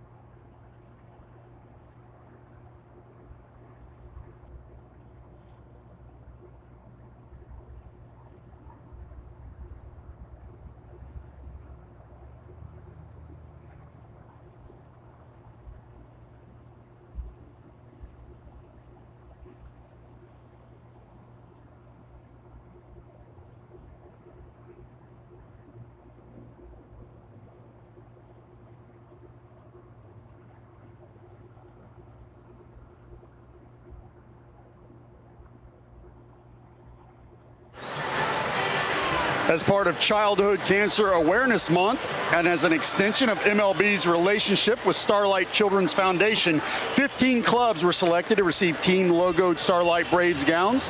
MLB purchased 200 gowns from the foundation for clubs to donate to local children's hospital, pediatric cancer care units. Blooper. Kevin Seitzer and wife Beth came and gave these out to kids. Fantastic. You're going to see the back. That's the Aflac Cancer Wing at Children's Healthcare of Atlanta, Scottish Rite. This went down on Wednesday. How cool are these? I love it. I know my partner Tom Glavin does. He is instrumental in helping childhood cancer awareness. Tom. Yeah, it warms my heart, Paul. I tell you what, it's such a big problem. Like I said in the pregame, I think everybody, it seems nowadays, knows somebody who's affected with cancer, childhood cancer, and you know, so little is being done really in the grand scheme of things for childhood cancer research and funding. So it's been near and dear to my heart and my wife's heart. Cure Childhood Cancer is the organization we've done so much with, and really it's just about trying to raise awareness and raise those much needed funds to fund research to try and find a cure for these poor kids. Well, it's a great effort, Tom, and we all applaud you and Chris and all of your friends and cohorts and your work with Cure here in Atlanta and folks at Children's Healthcare of Atlanta. They are true miracle workers. It's unbelievable what those folks do on a daily basis, you know, across the board, but particularly in that pediatric cancer ward, to go to work every day knowing what they're facing and the battle they're putting forth on a daily basis, and they do it. And you know, you talk to those folks there, and they're so touched by those kids and how hard they fight in those families, and you know, it just warms your heart to see what they do. And you hate to see any kid have to go through that, but if they do, Aflac certainly the place to be. So Austin Voth is out of the game after 4 innings for the Nationals. Aaron Barrett is on in relief. You want to talk about inspirational stories? The guy on the mound is one. I'll explain after this 3-0 pitch. Aaron Barrett tonight is pitching in a major league game for the first time in 4 years. 4. Tommy John surgery. Came back from that. Was pitching in 2017. Broke his arm while on the mound. Fought his way back, got healthy, went back into the minor league system for the Nationals, pitched at Auburn last year in 20 games, made his way steadily through their system this year in a variety of different roles. They finally got to the point where they took the training wheels off, didn't tell him when he was going to pitch back to back, didn't tell him when he was going to come in, treated him like you would a regular, healthy, normal relief pitcher, and he earned his way back. And that's only part of the story. There's an amazing video online with Matthew LeCroy, his minor league manager, where he summoned the entire team to the pitcher's mound, and he broke the news to Barrett that he was going back to the big leagues, and it was the manager who broke down and cried, knowing everything that this guy went through to come back and try to be a dominant reliever, which he was back in 2014. That is an awesome story. It was really good. The perseverance alone, but yeah, that moment to celebrate his getting back to the big leagues, that's really cool. So I encourage you to go try to find that if you can. That is big league stuff, and really well done by the Nationals and their AAA manager Matthew LeCroy. Julio got the bunt down, but it's going to trickle foul, and he'll head back to the plate 1-2 after the Echeverria walk.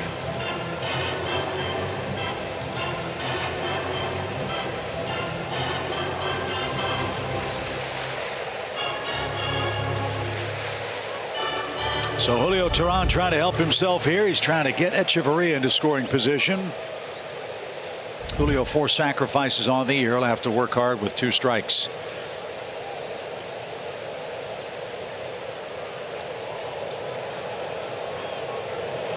And he pops it up. And Zimmerman's there, and Julio unable to move Echeverria to second. Back to the top, and Ronald Acuna. Yeah, you don't see that very often with Julio. He's one of the best in the business getting his bunts down when he has an opportunity. So that's rare. Lost opportunity. See if Ronald can pick him up. Ronald is 0 for 2.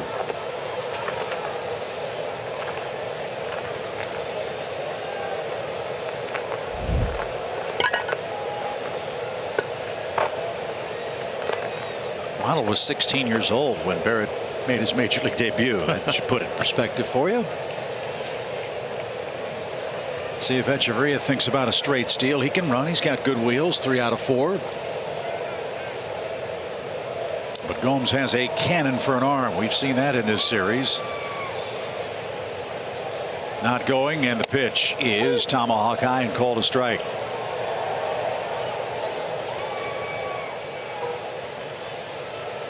Nationals have to be thrilled what they got out of Austin Voth. He gave up just 2 runs in 4 innings. Got through the lineup almost completely twice. He's only down 2-1. Pitch.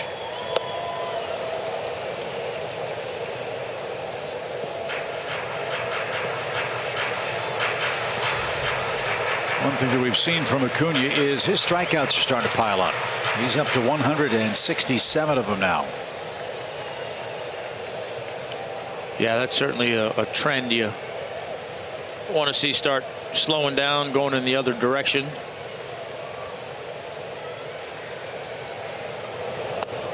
And he's got another one. That was a wicked slider. So Aaron Barrett has his first strikeout since coming back from injuries, and he got Ronald Acuna Jr. looking. That baseball ought to go to the trophy case, and there it goes. That's headed for the Nationals dugout. You talk about a meaningful memento. I can't think of a strikeout for Aaron Barrett that's any bigger than that one. Yeah, no kidding. And what a good pitch. I mean, that's a pitcher's pitch right there. Slider at the bottom of the zone, froze Ronald. Good pitch. Barrett nicknamed the Bear after 50 games in 2014 and 40 games in 2015. Then he got hurt.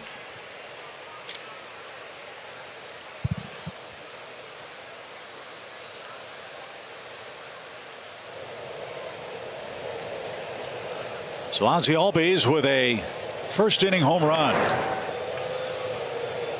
He's also grounded out to second tonight. He's 1 for 2 and will take a 5-game hit streak into the series wrap up tomorrow.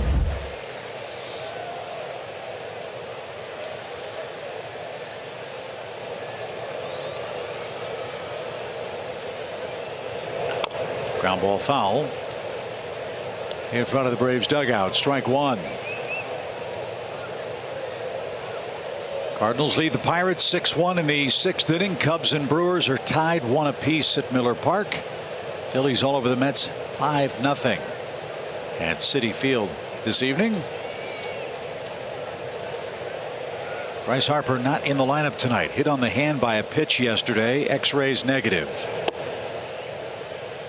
Phillies running out of time to get into postseason play. They're 15 games behind the Braves for the division lead, and Philadelphia 4 games back in the wild card with 4 teams to try to catch. Might be too little too late for Gabe Kapler's crew. That's the hard part. I mean, as you see with the Nationals, they're chasing one team in the division, and as hot as they've been, they can't make up any ground. When you got to jump 3 or 4 teams, you need a lot of help, and good chance if you get hot, one of those 4 teams is going to probably be hot right along with you. Well, they're helping themselves tonight, as are the Braves, leading 2-1. And Ozzie pokes this one into shallow left center field. Robles says he's got it, and he does. And Aaron Barrett, welcome back to the big leagues. What a meaningful inning that is. He ought to be very proud of that amazing comeback.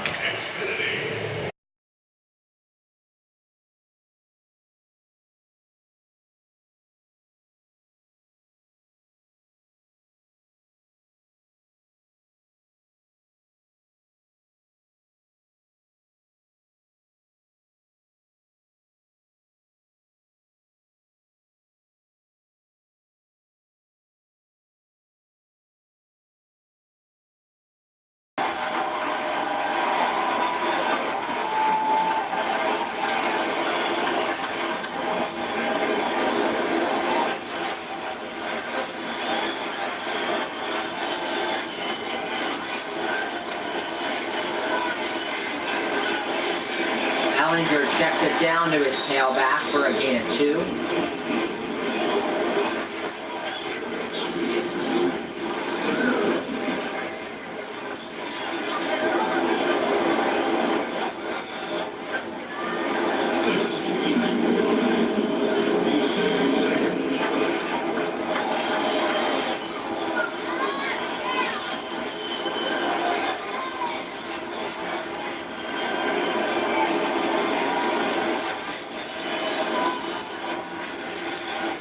2nd and 9 from the 26. Ellinger spun out of a sack and then throws it away.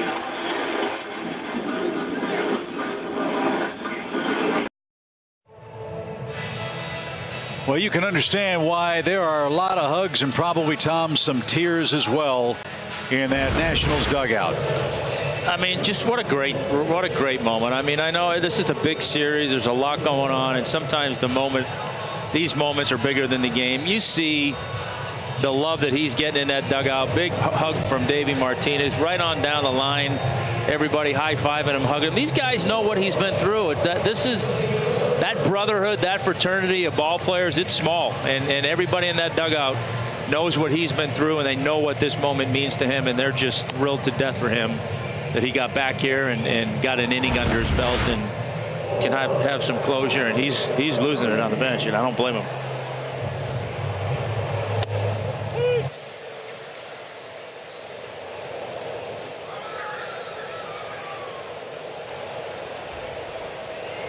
I mean, that's a couple of years of some major pent-up frustrations right there. And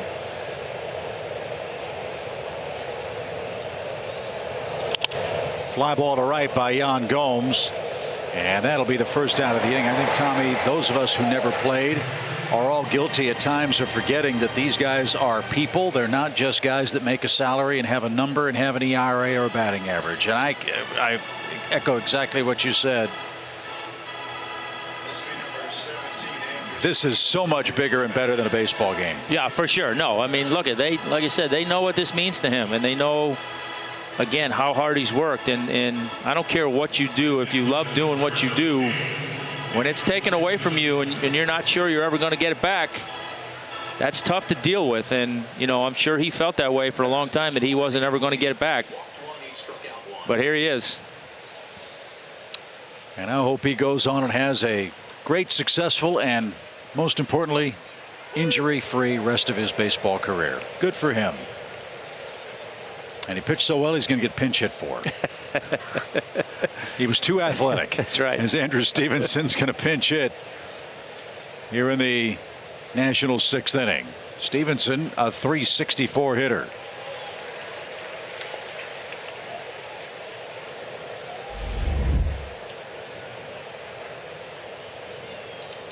(2-1) Atlanta. Teheran pitching a beauty.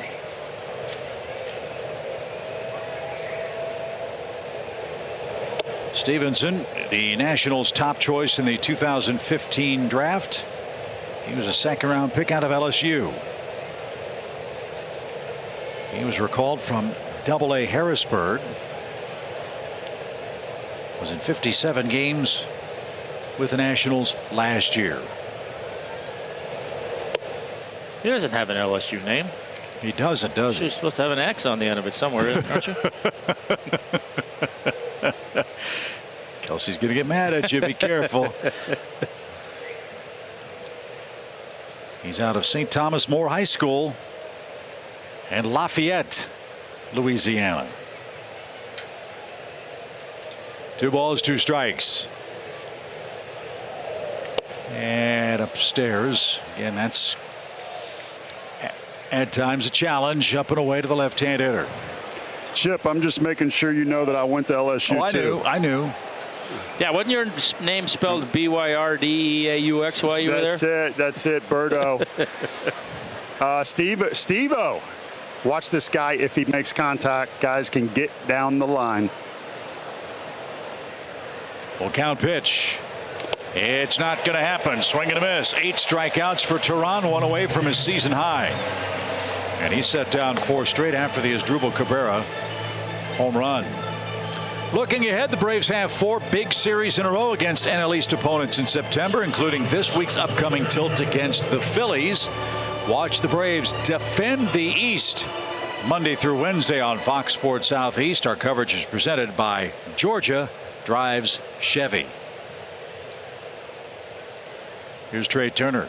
Single and a strikeout for the National shortstop.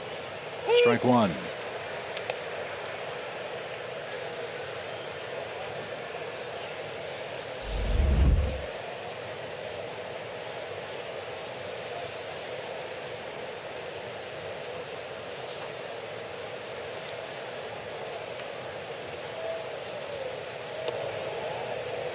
Up and in. It's an even count.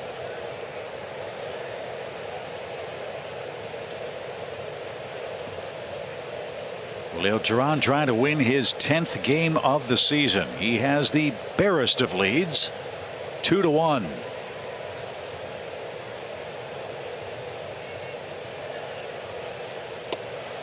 And how did that miss Turner? That's a lucky break for Teheran. Don't want to put him on. I was going to say, I don't know how it did, but I'm glad it did. You don't want to put him on one-run game here late. He needs a bigger uniform top like Tyler Flowers. One of those big blousey shirts. Get a free base, but no such luck for Turner. 2 balls and a strike.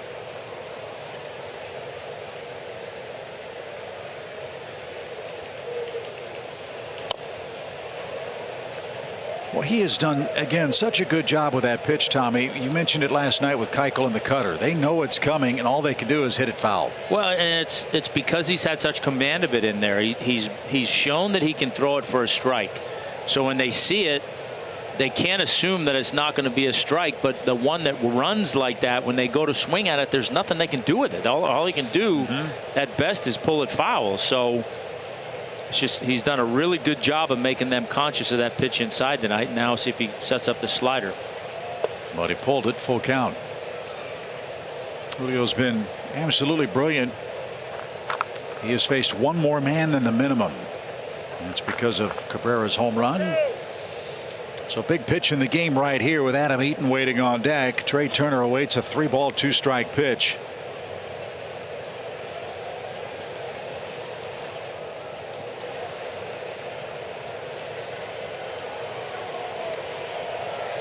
Crowd quiets as Julio comes set, and here it is. Pulled. That is a fair ball. That's going to bounce off the fence. Riley gets to it fast, but not fast enough to prevent Turner from doubling with 2 outs.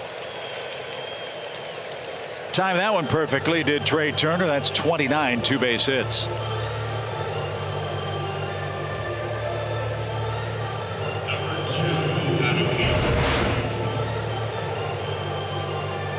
Yep, there was the fastball again, and that one just a little bit over the plate. Didn't quite get it in on the corner or off the plate. That's 22 hits against the Braves for Trey Turner this year, and back-to-back multi-hit games for him against Atlanta. Now Eaton will be the hitter with 2 outs. See if the Braves can keep Turner a step closer to the second base bag. First the pitch is over but low. 1 ball, no strikes.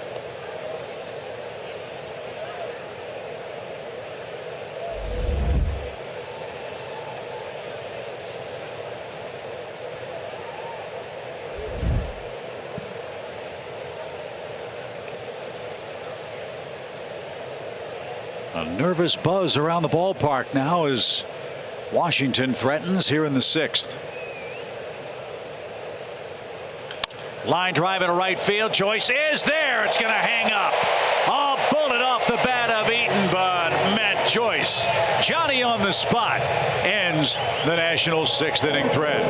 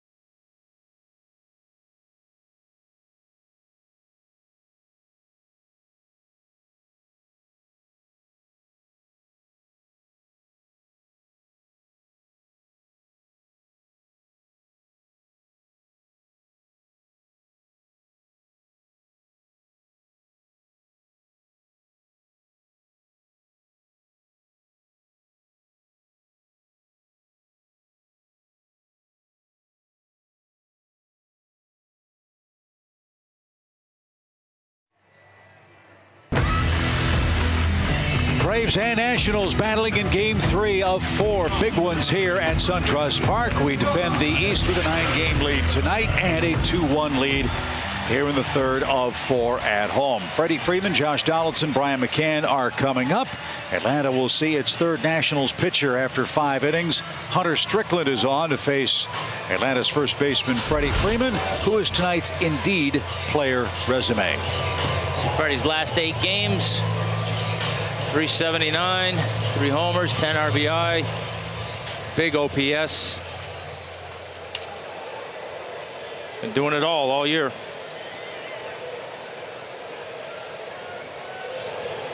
Quiet night for Freddie so far. Let's see if he can change that. He's 0 for 2 with a strikeout. Freddie trying to keep a 3-game hitting streak alive against Hunter Strickland, the second Nationals relief pitcher. And that's in for a strike. All about Washington's bullpen issues this year. Atlanta hoping for a little more of that in this game tonight.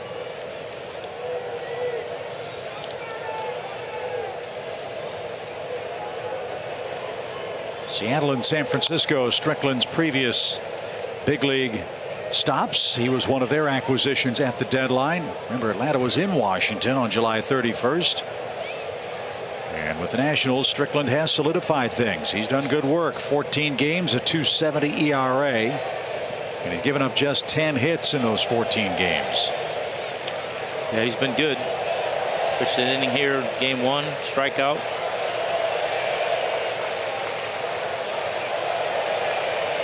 No balls, 2 strikes. Strickland versus Freddie Freeman. Line into center field on an 0-2 pitch. That's the 11th hit Strickland's given up. And an excellent start to the inning, and Freddie does now have a 4-game hitting streak. Yeah, we see it so many times. You get a 2-strike count on Freddie. Try to climb the ladder, and he gets a base hit.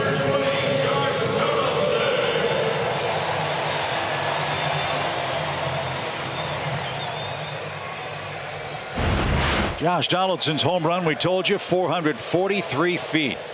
His longest home run since 2017. He hit a 481-foot homer. Jeez. On September 17th that year.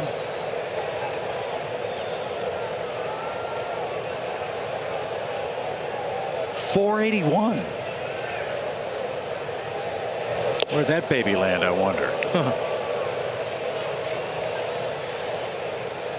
So Donaldson, 36 homers, 85 runs batted in.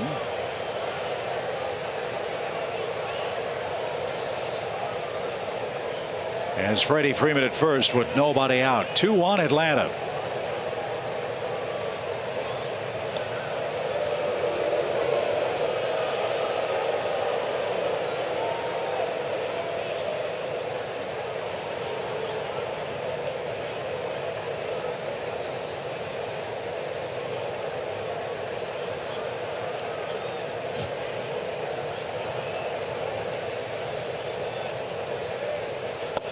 Took the slider off the plate for an even count. 1 ball, 1 strike.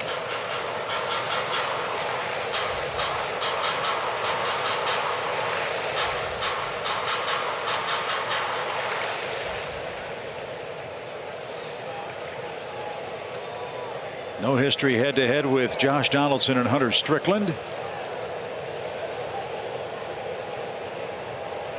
They're making some here in the 6th. 1-1 pitch. Sharply hit toward Turner at short. Staggered for a moment and bobbled and dropped, but they're going to say Freeman's forced out.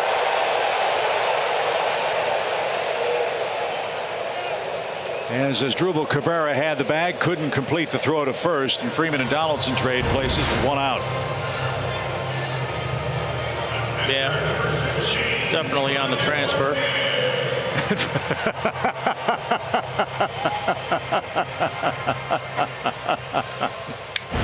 Oh man, they say it all the time. You got to have a lot of little boy in you to play this game. Yes, you do. So that gives Brian McCann a chance with 2 hitless at bats under his belt. 2-1 Atlanta. The pitch right there, a strike.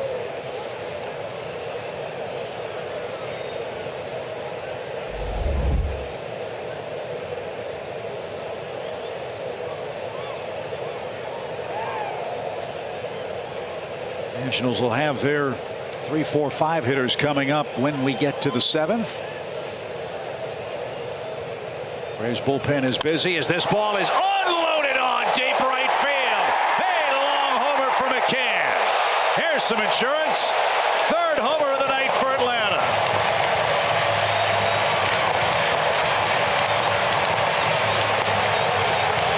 Boy, the Braves get him going after the injured list stint. Look out. They're starting to look like the club that was just roaring in June offensively. Yeah, I was just going to say that very same thing. Boy, would it be nice to get Matt going, get that swing ready for the playoffs, and man, did he unload on that one. His first homer since July 26th against the Phillies. A no-doubter, and the Chop House is alive again. Braves have scored 4 runs tonight and lead 4-1.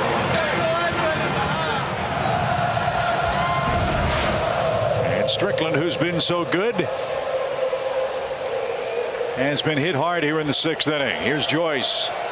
4 runs, 5 hits for the Braves now. You just get the sense, Tom, watching this team offensively and now the way the pitching is working, you just sort of feel like, at least I do, no matter who a team brings in, it's only a matter of time before somebody gets it. Yeah, I mean, every now and again somebody's going to get them. They're going to pitch a good game, but for the most part, it's just every night you expect to come here and they're either going to beat somebody's brains in from the get-go, or it's just going to be that slow, steady, methodical boom, boom, boom, and you know, add on late in the game, and they're going to win. So McCann's 11th homer, 42 RBIs. Tonight's his 3rd start since his return from the injured list with that sore knee. And that ball got out of here in a big hurry over the 375 sign. 1-1 pitch to Joyce.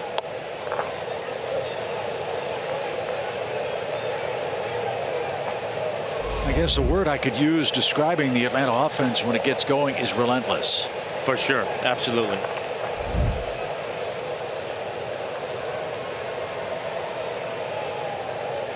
Braves now 224 homers as a team, the 2nd most in franchise history. As this ball is hammered deep to right. Put another one on that tally. Back-to-back homers, McCann and Joyce.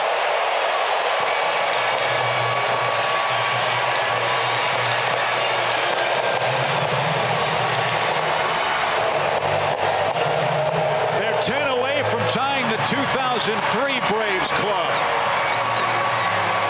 A 4-homer night for the Atlanta offense, and Matt Joyce has his 6th, and he's got a multi-hit game. Fastball up, in a little bit. There she goes. That's a pretty swing there.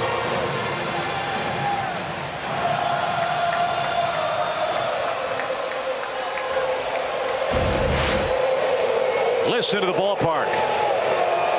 Chance to see some history tonight. Braves trying to win their 13th straight home game.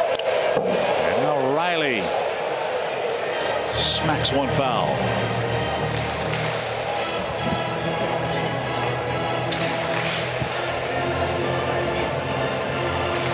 "15 times the Braves have hit back-to-back homers this year. They did it last August 17th. Donaldson and Duvall turned that trick against the Dodgers. And Riley was trying to make it 3 in a row, and he just did miss. 0-2. Yeah, it's 2 good cuts he's had this at bat on fastballs. So again, mention the Dodgers. Braves 3 games behind them for the best record. LA hosts the Giants later on. Tony Gonsolin and Beatty will hook up at Dodger Stadium. Dodgers are skipping Hyun-Jin Ryu, who's been hit hard the last month or so. They've shuffled their rotation. The pitch is high. Rich Hill's going to jump back in rotation for LA. And Julio Urias is also going to start. He's going to pitch tomorrow. I got to imagine there's a little bit of tension going on out there in LA with the Braves making a charge here for home court or home field.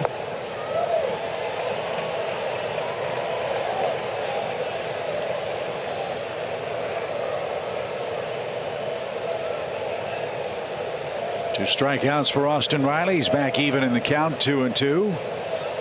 Albies a first inning homer. Donaldson a fourth inning homer. McCann and Joyce have gone back to back with long balls against Strickland here in the sixth. The Nationals bullpen troubles tonight. 2 balls, 2 strikes.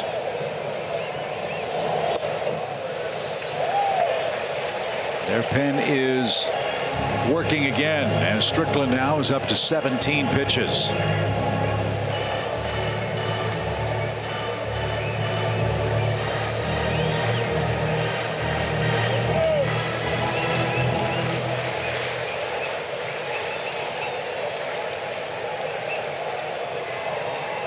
Three balls, 2 strikes.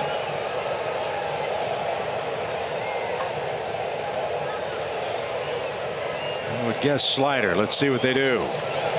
It was a slider and he took it. Good at bat for Riley. And he's aboard with 1 out and 3 in. While we have a moment, let's check out tonight's T-Mobile connection to the game. Best records in the big leagues.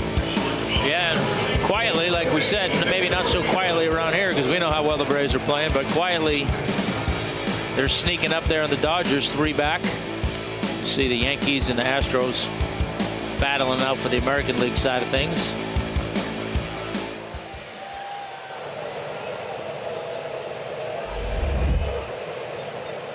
Echeverria has walked and popped out. 9 RBIs for Adaney in 14 games. This one on the ground to Turner. Let's see if Cabrera can turn this one. And a scoop at first by Zimmerman is nicely done, and that sends us to the 7th inning. 15 times this year the Braves have hit back-to-back homers. Here in the 6th, Brian McCann with a 2-run shot and Matt Joyce with a solo shot extends Atlanta's lead. It's 5-1.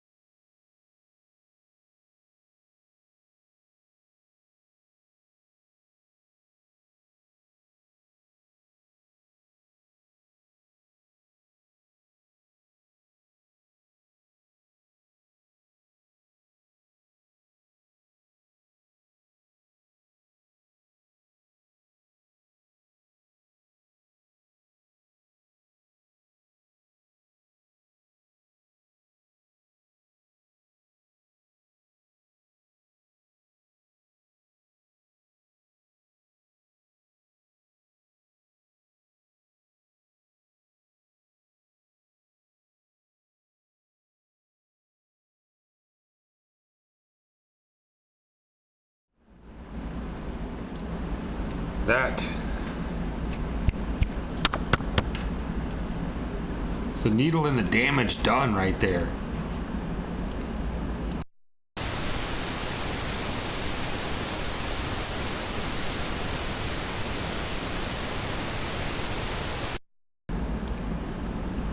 Kevin back-to-back Bacon is our favorite actor when the Braves are playing. We just heard a back-to-back home run situation with Joyce and McCann. Wow.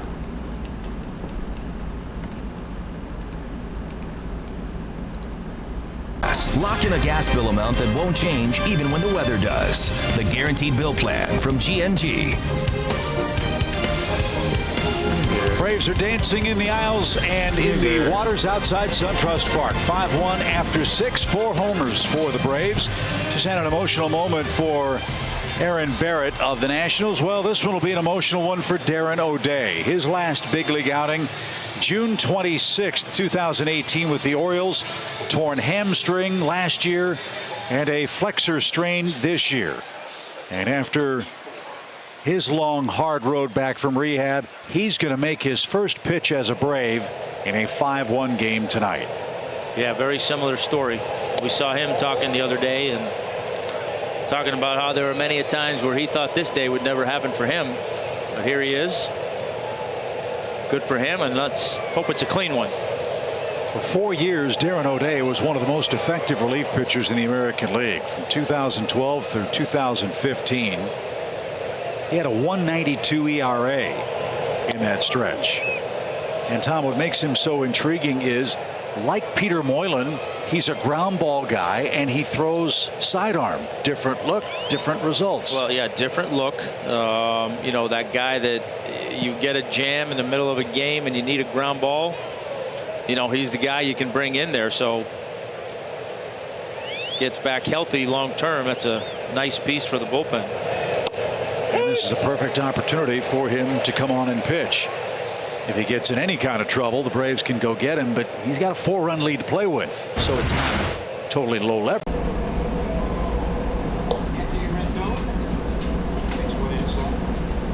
By the way, only 4 third basemen in baseball, at least 30 doubles and 30-plus homers. 2 of them performing here, Anthony and Josh Donaldson. Alex Bregman of Houston, Matt Chapman of Oakland, the others. It's a position traditionally associated with a power hitter, third base. What? Front door with the breaking ball. 2-1.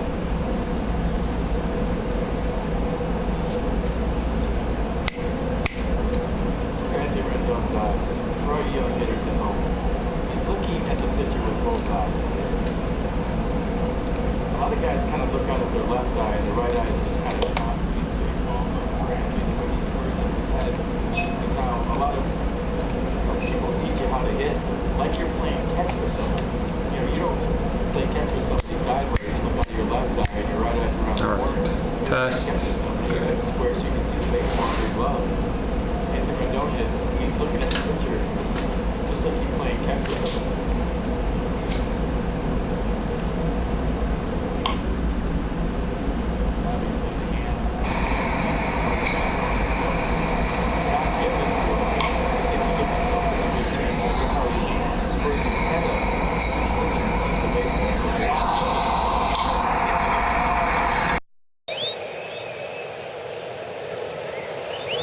And it is ball 4 to Rendon to start the 7th.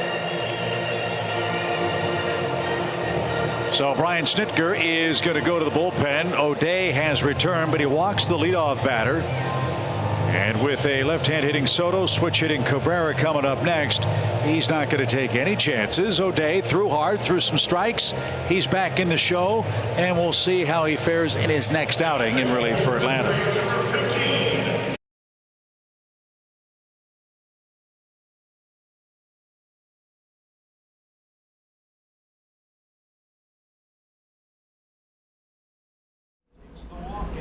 Sorry about the audio hiccup there, but we are in a break and we'll be back to play-by-play reaction in just a moment.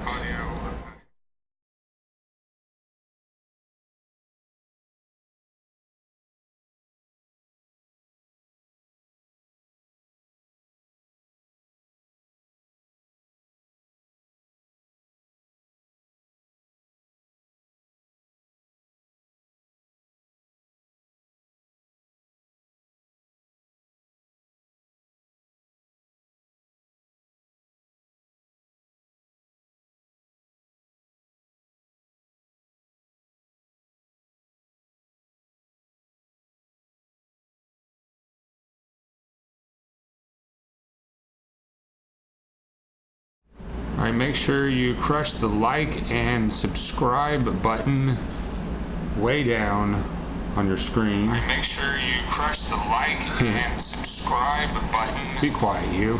Way down on your screen. All right, make sure you. Jackass.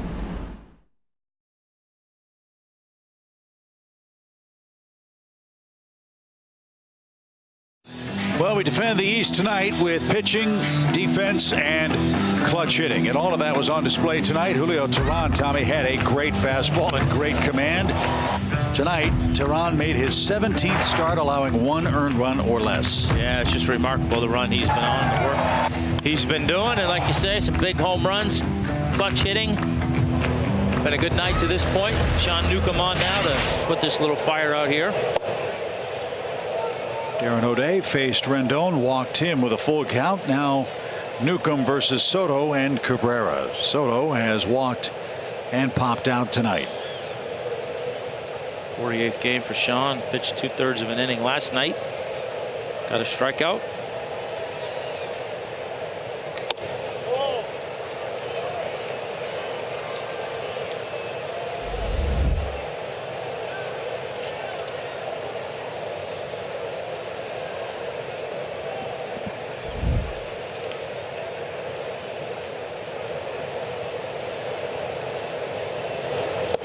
Newcomb with 3 straight scoreless appearances, but he's had some trouble throwing strikes.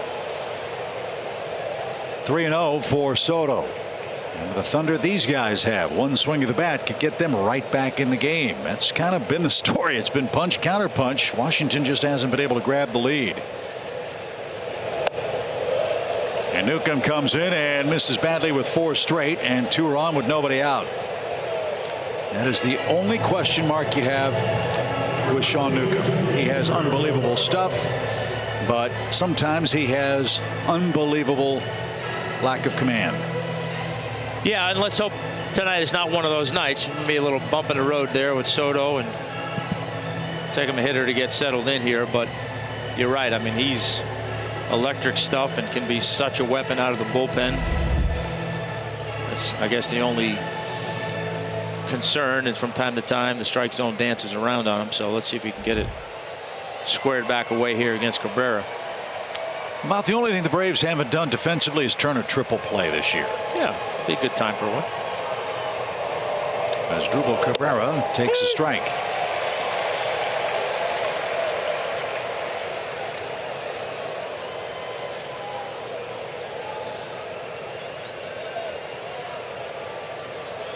Cabrera 5 out of 14 against Newcomb. Much of that work while Sean was a starting pitcher. A role he hopes to fill again for the Braves at some point. 1 ball, 1 strike.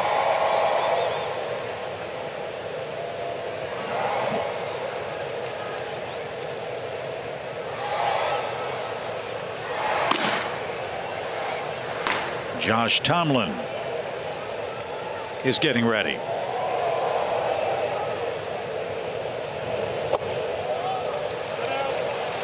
Seven pitches, 1 strike.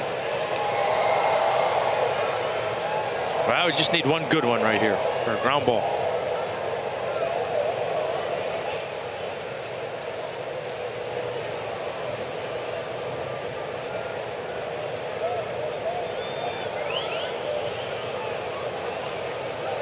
Two on, nobody out.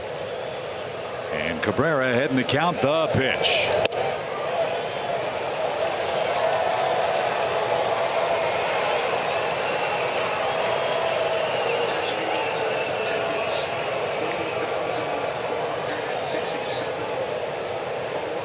$40,467 beginning to gnash their teeth.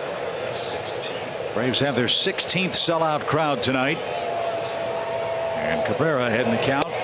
And 3 straight walks begins this inning. And now, believe it or not, Washington's going to bring the tying run to the plate, and Rick Kranitz is on his way out.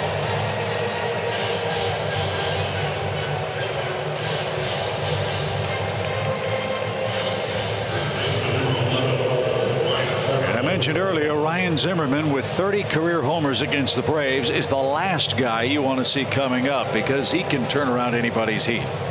Yeah, he can change this game in a hurry. Well, you dug yourself a little bit of a hole here. Now you got to manage the inning. We talk about so many times, don't think in terms of getting out of this without giving up any runs. Get out of it maybe with a run, maybe 2.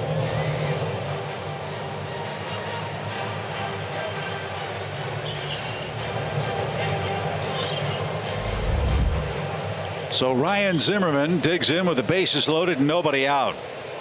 Zimmerman lined into a double play in the second inning. It was a 9-3 double play, and then he struck out in the fifth inning.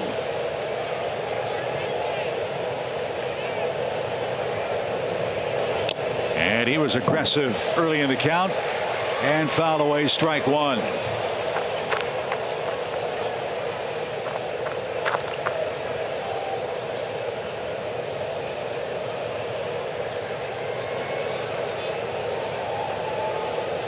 Zimmerman versus Newcomb, bases full of Nats in the seventh.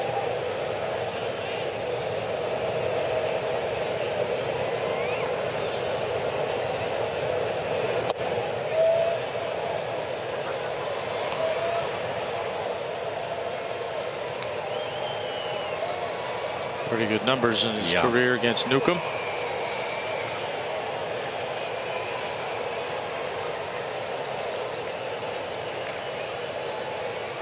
One ball, one strike. Ground ball hit toward Donaldson. Second base for one. On to first two. You'll take that. Boy, Sean needed that. A 5-4-3 double play. Zimmerman's hit to 3 double plays in the series. Rendon scores, charge that run to O'Day. And the Nationals have a man at third with 2 outs in what's now a 5-2 game. And so Sean will settle himself after a big pitch. And we will get you set for the stretch in a moment. Presented by Georgia Natural Gas. Julio Teheran, tonight's Atlanta starter. 6 terrific innings of 1-run baseball. All right, got your big ground ball out there. Double play. Finish the inning.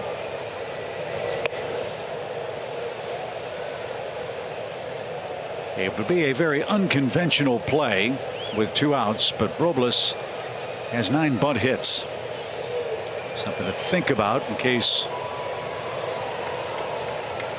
he doesn't see Sean Newcomb well. He's 0 for 2.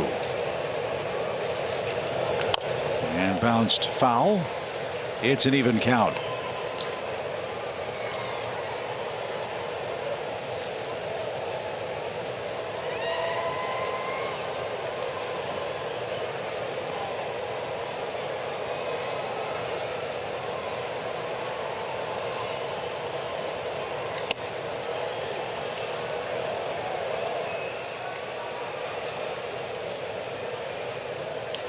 Just not getting a finish on that breaking ball. I don't know if it's slipping out of his hand or he's just not getting out over the front leg and getting that pull, but it's a couple that he's left really high. There was a good one. You bet it was. One of his best.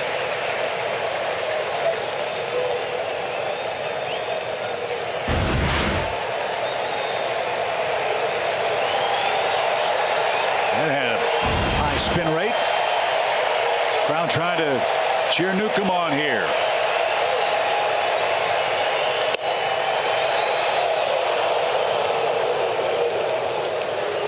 His fastball command hasn't been real good. Now he's got a 3-2 count with Robles. You've got Yan Gomes waiting on deck. And he would represent the tying run. Pitch. And it's another walk. 3rd walk of the inning for Newcomb.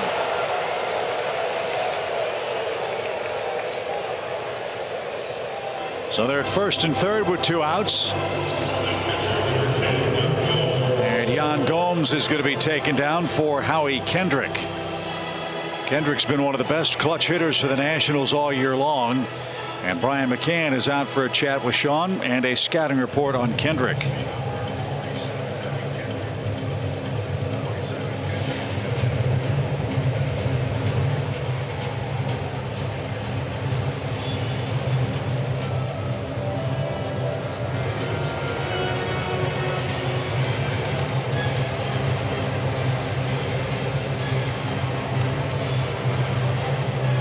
So here's Kendrick, dangerous hitter. And Howie Kendrick, once announced, will not face Sean Newcomb. The Braves will go righty-righty and bring on Josh Tomlin. So Sean threw 18 pitches, only 5 strikes, 3 walks. He did get the big double play ball, but the Nationals are threatening again, down 5-2.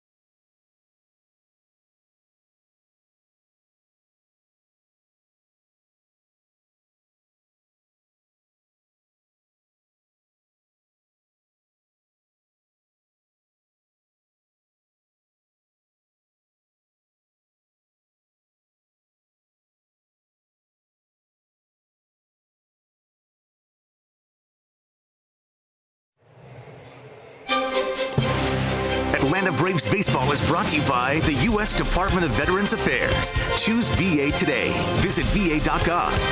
And by Harley-Davidson. Experience more thrills at h-d.com. There's your score. There's your story. Nationals have them first and third. The Nats have been issued 4 walks here in the 7th inning. One of them has scored to this point. And it's Josh Tomlin time to face Howie Kendrick with 2 outs in the inning. Yeah, Josh had a good year. 4 scoreless coming into this one. Careful first pitch fastball here. Veteran hitter, runner in scoring position. He was swinging on the first pitch, but it was off speed, and a cutter fouled away by Kendrick. Strike 1. Mentioned it a couple of times. Howie's great guy, terrific teammate, we're told. Would love to play every day. He's just not able to at this stage in his career, but he's ready for moments like this.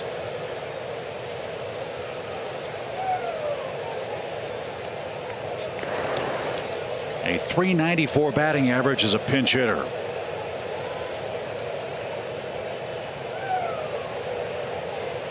Dangerous guy, 13 home runs. But he's down a quick strike from Tomlin.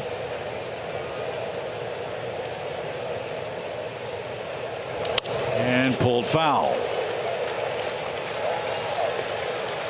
So Josh gets ahead 0-2. How will he try to finish off Kendrick? Well, after that fastball in, he pulled foul. It would make sense. He's going to go back to his slider away. Maybe in the dirt, see if he can get Chase.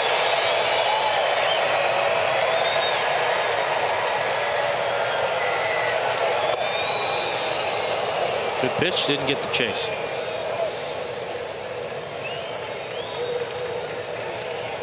Howie Kendrick this year, 14 hits in 40 at-bats against the Braves. That's a .350 average. A ball and 2 strikes. In fact, coming into play tonight, even though the Braves have a season series lead in the wins department, the Nationals have actually outscored Atlanta head-to-head.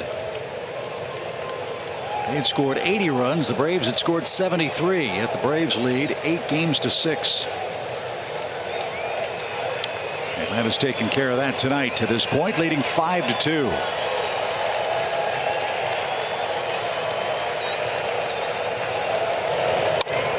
And Kendrick protects the plate, skies it out of play.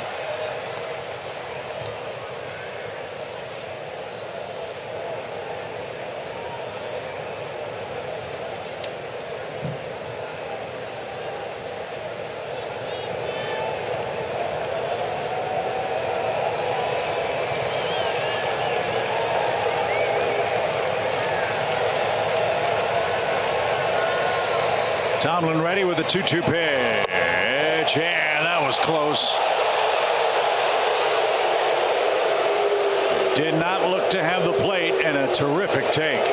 Real good take, real good pitch by Josh. Clearly he's been looking fastball. He spit on 2 really good sliders when he got behind in the count. Fouled off the cutter. The one fastball in, he hammered foul. Josh took a shot there on one that he couldn't hit. Almost got the check swing. Back to the slider. Line drive center field. Acuna's coming on, and he's got it. And that will end the Nationals' threat. Kendrick hit it hard, but Acuna caught it, and Washington, with 4 walks in the 7th inning, settles for just 1 run. Whew. 5-2 Atlanta. Let's send it to the stretch.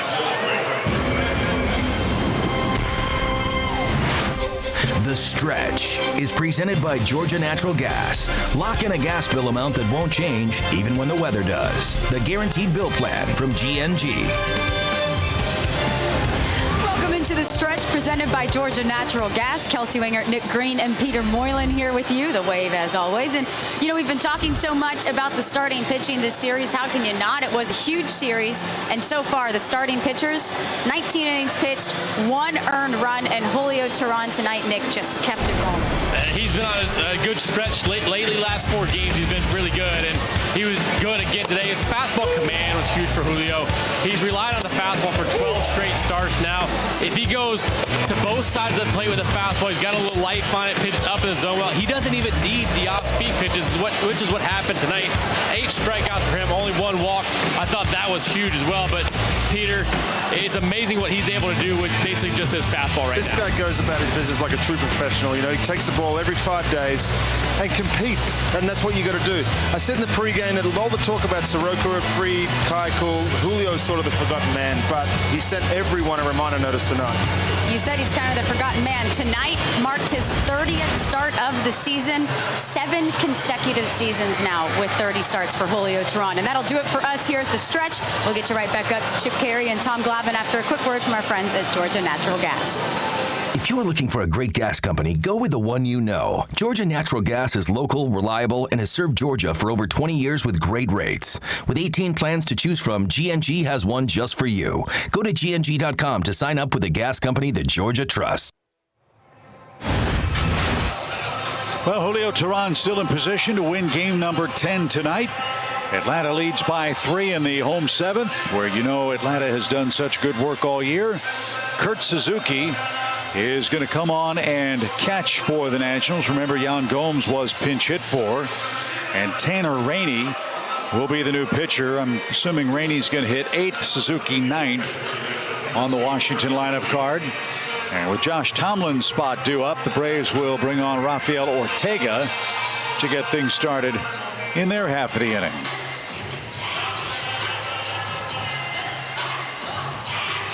Rainey's got a big arm. And I'm hoping the lineup card gets down to Josh Donaldson. Then we have Rainey versus the bringer of rain. There you go. I haven't seen that yet this year. Perhaps tonight's the night.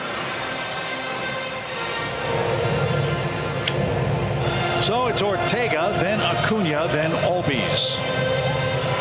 Hunter Strickland went an inning, 3 hits, 3 runs, 2 homers, and a walk. And extended the Atlanta lead to 5-1. Dylan O'Day debuted, walked the first batter he faced. That run came home after Newcomb got a double play with the bases loaded. And then Howie Kendrick's line out ended inning number 7 for the Nats. So Ortega digs in. Rafael at 224, a homer, 7 RBIs.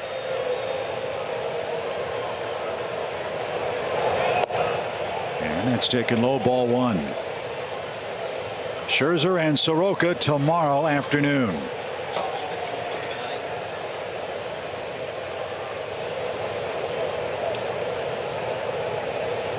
A 1:20 start. Braves live at 12:30 Eastern. Strike 1. One of the memories I had earlier this year when we saw the Nationals up at Nats Park right after Max Scherzer broke his nose bunting in the cage. Walked up to say hello to him. First thing he asked me was, tell me about Soroka. Well, he's going to see him up close and personal in game 4 tomorrow. Yes, he is. Yeah, it'll be a fun one tomorrow. Got to win this one first, but it'll be fun tomorrow. Braves need 6 outs. As Ortega takes inside, ball 3. 3-1 the count.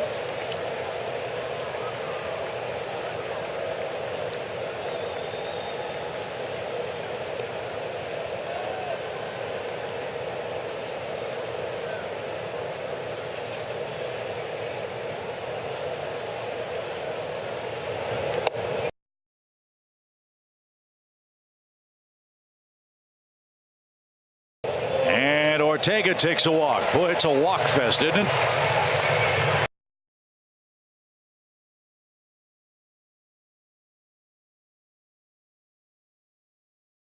And what was a real beautifully pitched game through 5 innings has turned into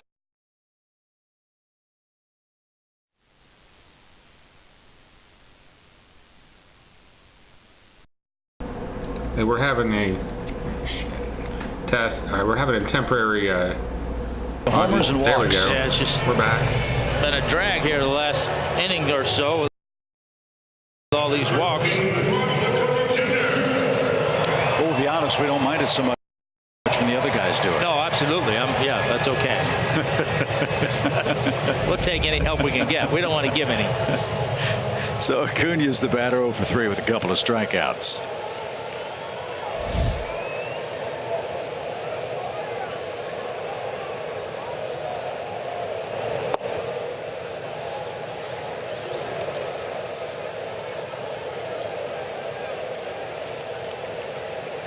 It was rainy for Roark in the Reds Nationals deal this past offseason.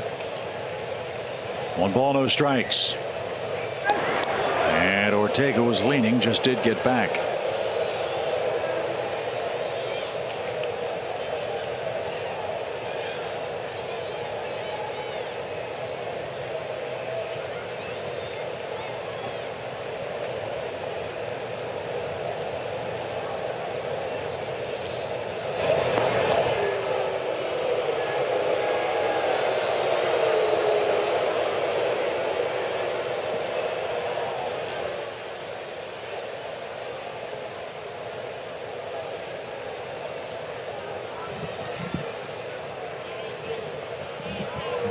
One ball, no strikes. Runner goes, and Acuna fouled it away. Ortega had a real good jump. Yeah, he did.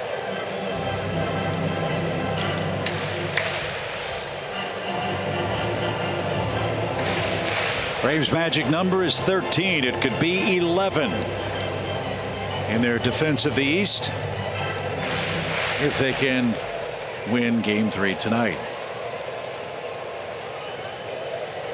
If they do win tonight, they'll have a 10-game lead.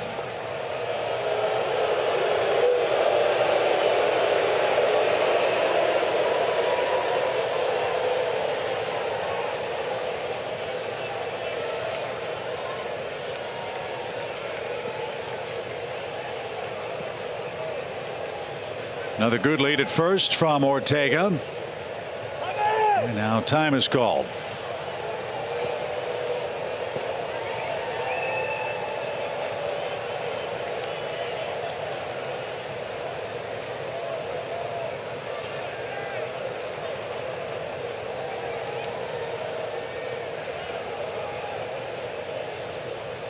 Not going this time, and fouled off Suzuki's mask. Welcome to the game, Kurt. That one stung him. BMAC has no sympathy for him right now. Kurt's wearing the same mask that Tyler Flowers wears. That Force 3 mask with the springs.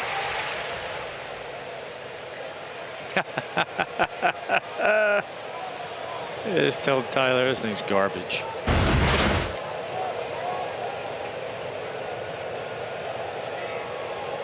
Former teammates. Tyler's the only guy that could get away with saying that. That code of catchers. Frankly, I'm surprised more guys don't use that spring-loaded mask. Catchers and umpires both. And baseball is doing such a great job with the concussion protocols now. Remarkable improvement in the sport. The pitch is taken high. 2 balls, 2 strikes. Yeah, there's nothing wrong with Rainey's velocity. But only 3 strikes out of the first 9 pitches. Yeah, like so many guys, the stuff is there. Can you harness it? Ortega not going, and Acuna pops it up. Cabrera at second is under it, and Ronald's retired. He's 0 for 4. 1 on and 1 man out. The MLB Ballpark app will complete your next visit to SunTrust Park. Buy and manage game tickets, redeem special check-in offers, access exclusive content, and much more. Download the MLB Ballpark app today. Just past 10 o'clock Eastern Time. Tom Glavine, Paul Bird, our great Fox Sports crew with you from SunTrust Park. Ozzie Albies with a homer in the first inning. Got the night started nicely for the Atlanta offense. The first of 4 homers. Now Ortega's running. The pitch is strike. The throw to second is not. And Ortega in scoring position with 1 out.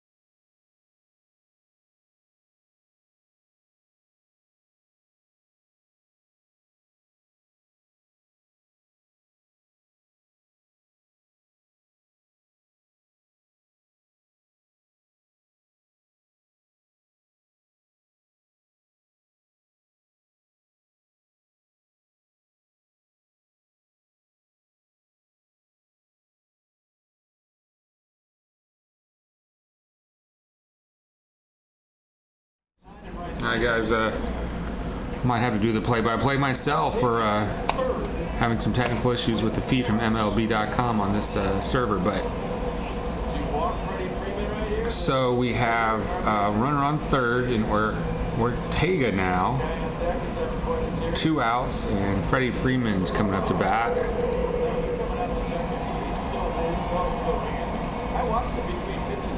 I'm at a mound meeting or something here. Suzuki, I guess he got hit with a ball or something.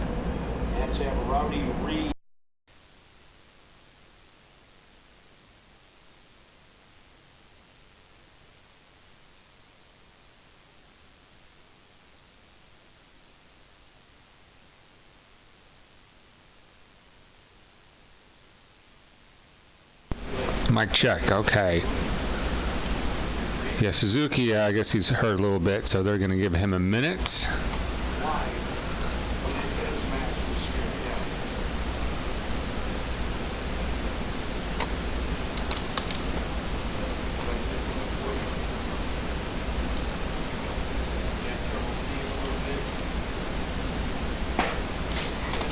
And we're going to take the moment here to clear out the cache and see if we can get this broadcast going for you. All right, Donaldson coming up to bat.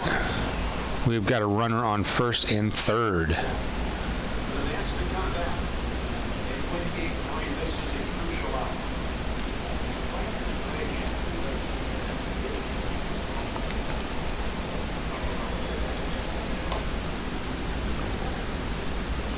And Donaldson takes a 99-mile-an-hour pitch for a ball. 2 outs here in the bottom of the 7th. 2 on for the bringer of rain.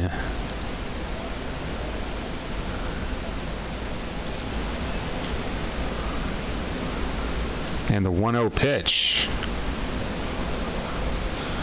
Swing and a miss. Caught him off speed there. No, I'm not using the normal processing for the microphone I do for most games because this was kind of impromptu. But other than that, how's the audio? All right, the pitch to Donaldson, big cut and a miss. That time it was 99 on the gun. 1-2 count. Bottom of the 7th, Braves up 5-2. With 2 runners on. Ortega on third, Freeman on first. And Donaldson's already gone yard once tonight. Can he do it again? The 1-2. Big swing and a miss, strike 3. And Donaldson slams his helmet down.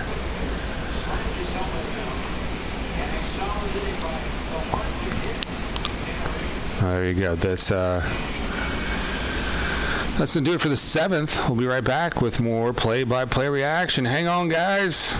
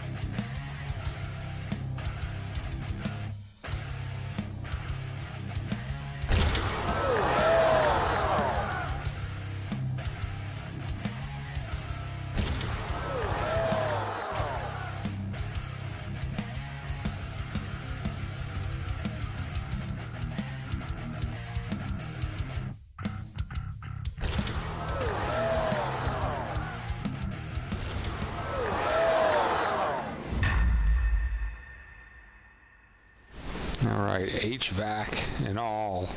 Now let's see if we can get the scoreboard fixed at least.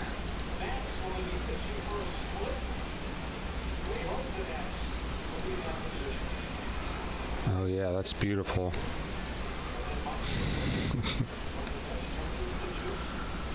We're about to go to the 8th. Braves up 5-2.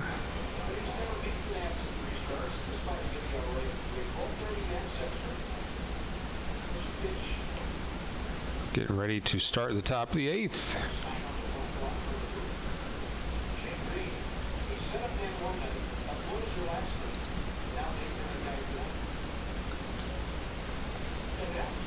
Shane Green coming in the 8th for the Braves. And we're wearing our normal jerseys tonight. We're not wearing the Los Bravos jerseys. We're not wearing the pink jerseys. We're not wearing the throwbacks or the black skinny jeans. We're just wearing the regular Braves jerseys. That's the way I like it.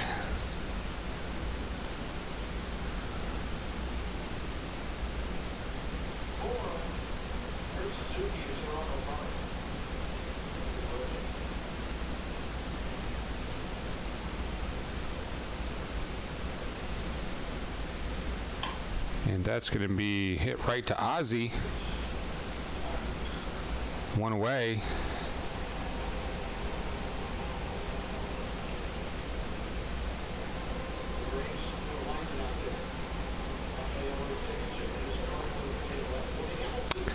And as this game's gone on, the laptop has gotten out of sync a little bit, so we're a little behind.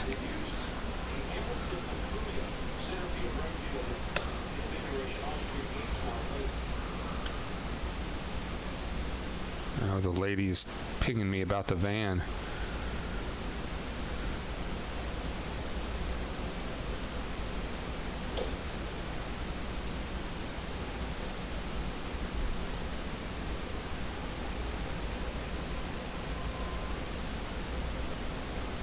Now they're willing to bend over backwards to get that van over here. They're going to put their tag back on it, drive it over here, go all the way back. All right, 1-0 pitch is inside, 2-0.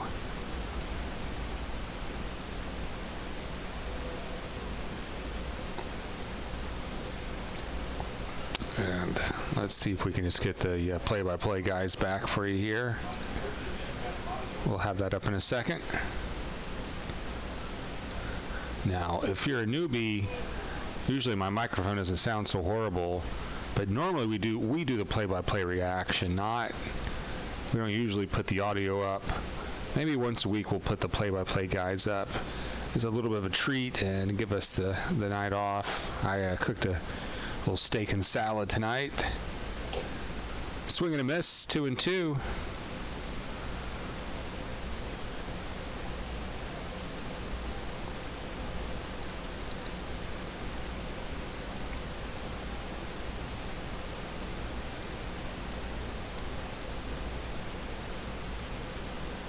And the 2-2 pitch.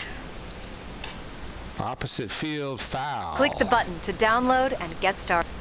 Yeah.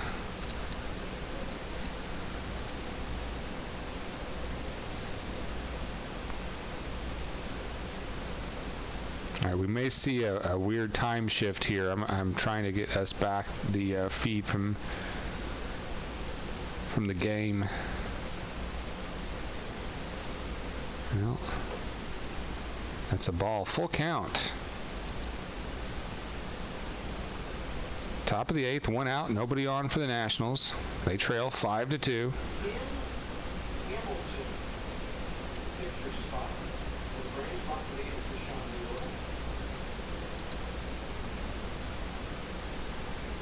And the full count pitch. That is fouled to right field again.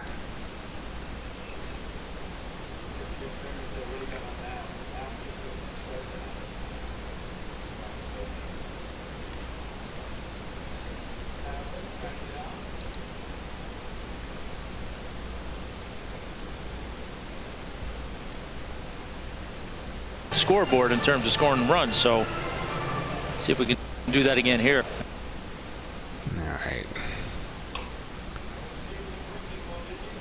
All right, that's going to be pulled to left field for a double, and that's where we're going to rejoin these guys with the game in progress here in just a second. Well, I might be having a bandwidth issue. So I might have to keep it right here for a sec.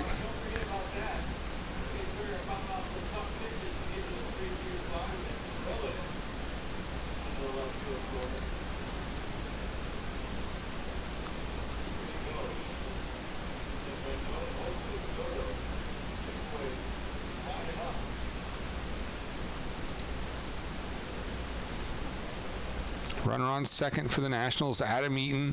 He's lost the Abraham Lincoln beard. And I'll be keeping right here for the duration of the game, it looks like. You lucky guys.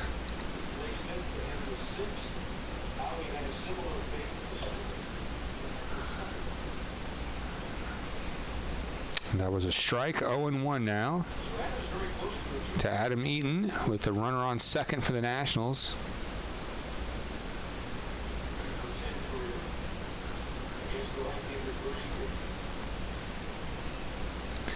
Green comes set, looks the runner back a second, and fires a foul ball to left field. Be sure to check out our treasure hunt blasts in the description box. We got a Chicago Bears hat for $9 and some Green Bay Packers Super Bowl mugs. 0-2 pitch coming up to Adam Eaton.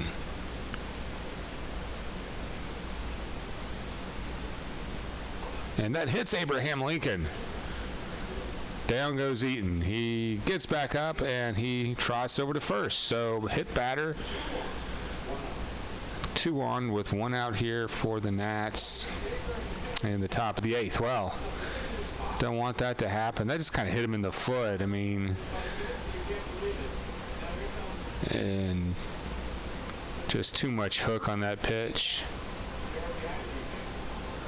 Anthony Rendon batting .336 with 32 home runs, 114 RBIs. Heavy Lumber has entered the box with 2 on and 1 out, top of the 8th.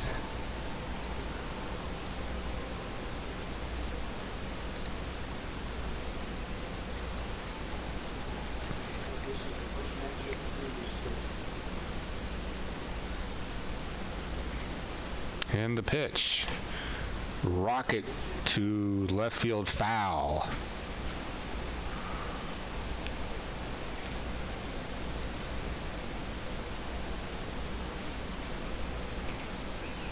Now this microphone picks up everything. I don't know if you can hear the cat eating. Crunch, crunch.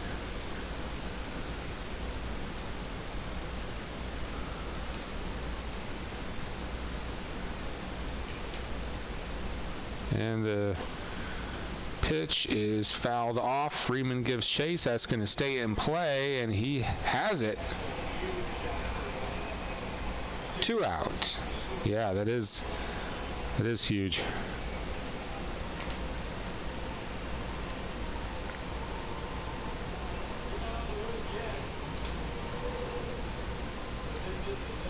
Juan Soto at bat with 2 outs now, and 2 on. Top of the 8th, Atlanta up 5-2. Make sure you thumbs up the like. Crush the sub, ring the bell. Save it to your playlist.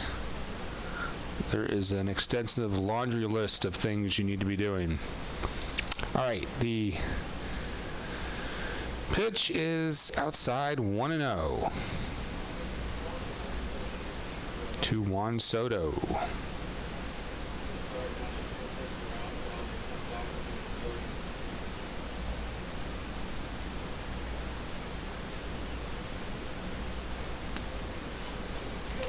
And I need to respond to this lady's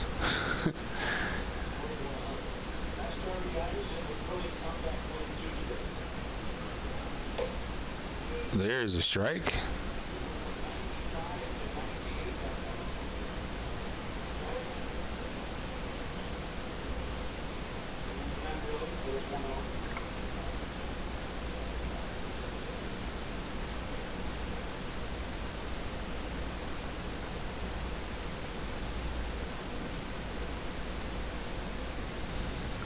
1-1 pitch.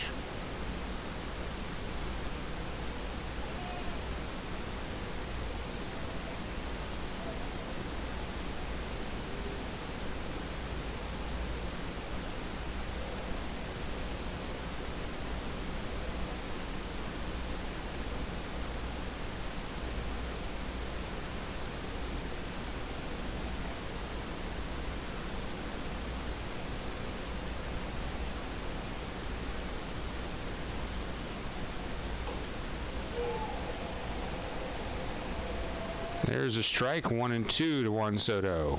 2 outs. Top of the 8th, 2 on.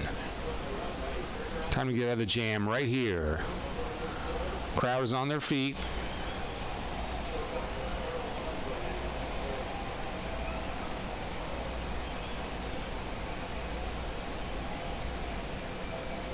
A sign from Brian McCann. Green comes set and fires. Just off the plate inside. 2-2.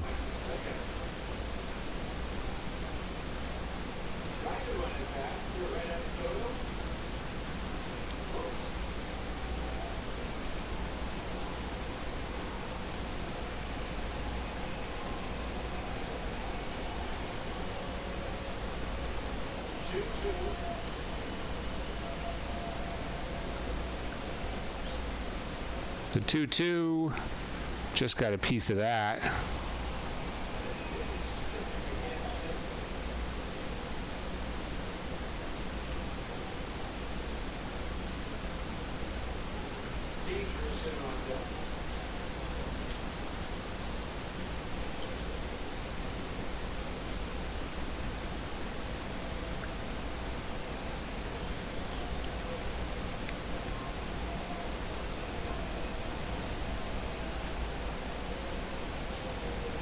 Two pitch coming up. Big pitch right here. In the dirt. McCann picks that clean, keeps it from bouncing away. Full count.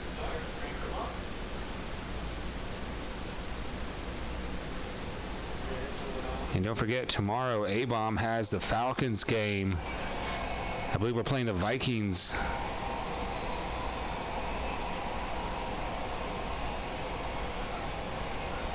Now, these people that sold me the van, they said that, Jesus told them it was okay to sell it to me for $1,200, or they're going to help me get the van over here because I don't have a car tag. All right, 3-2 pitch. And Soto gets a hold of that one. Deep right field. Center fielder slides and misses. 2-run score for the Nats, 5-4. Soto with a couple of RBIs there.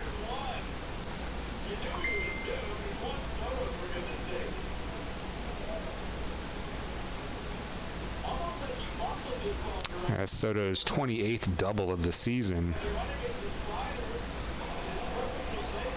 Ah, geez.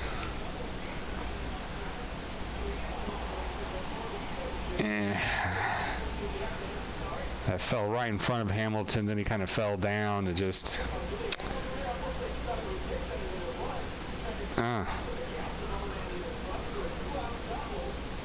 kind of misplayed a little bit, maybe.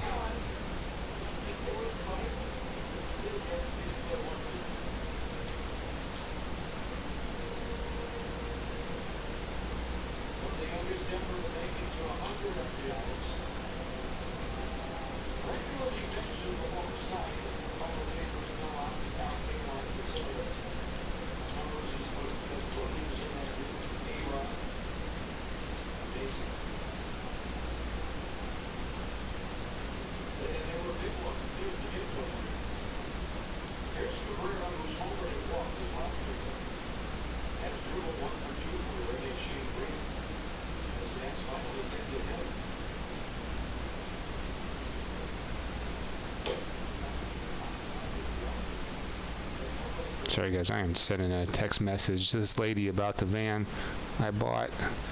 1-0 count. Runner on second, and the Nats have just come within 1 run now, late in the game.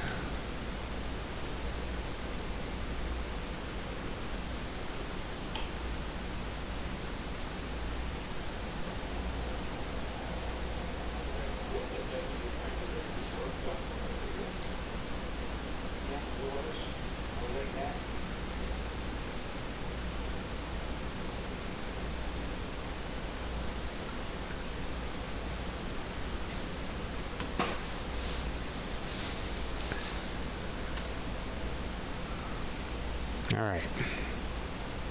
Here comes the pitch, and that's going to be pulled right to Hechavarria, who throws out the run at first for out number 3, but the Nats are within 1.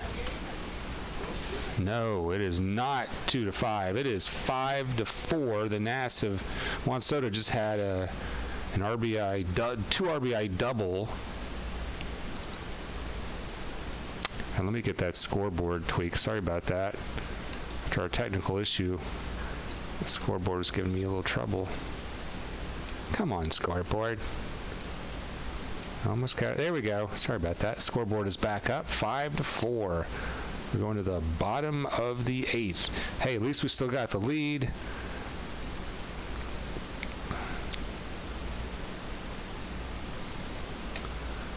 Kelly B still has her kidney stone. She has to go to the urologist. It hasn't fallen enough to get it blasted out with a sonic blaster.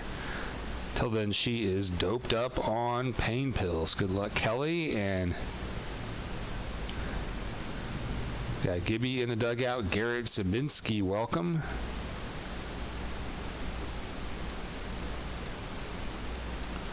You know, I've noticed we do pretty good, about the same on viewership, whether we're playing the Braves announcers or if I'm doing the play-by-play. But if I'm doing the play-by-play, the dugout chatter is a lot busier than if I just run Chip and Tommy Glavine. Interesting. So she said I can drop off, producer Beth, she said I can drop off the key tomorrow in the mailbox or under the mat or something, and they'll drive it over here and drop it off. But they'll be at church till 12:30. So I'll probably drop it off before then, though.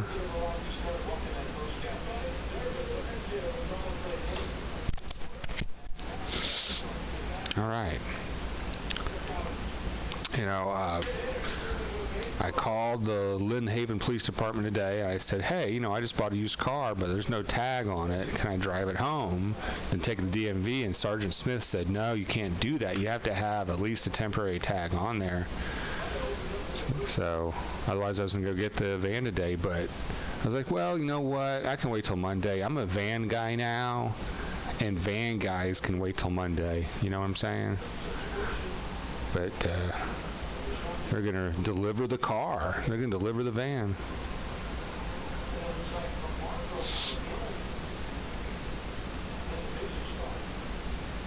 I think I'll actually have them deliver it to my job place, and then I'll take the bus Monday morning.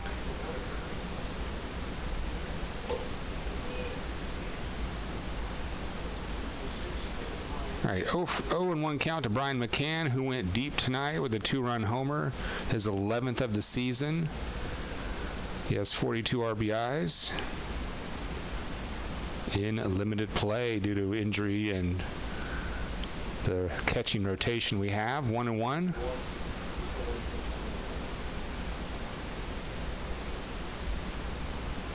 Kelly B, I apologize. She's not doped up, folks. She's medicated. Medicine is the best medicine, you know. Some people say laughter is the best medicine, but I think medicine is the best medicine. 1-2 count to Brian McCann. Camargo on deck here in the bottom of the 8th. Nobody out, nobody on. And the pitch. Outside, 2-2. Ear Candy, powered by the VHSbar.com.ga, which is powered by Ear Candy. It hurts to laugh. That's harsh. Well, Kelly B, I will not say anything funny tonight. That's hard. I know I'm usually a riot. But for the sake of her kidney stone, people, do not be funny. Full count. 3-2 to McCann. He clobbers that one, but right at the second baseman who's playing shallow center field. Hit it right into the shift, one away.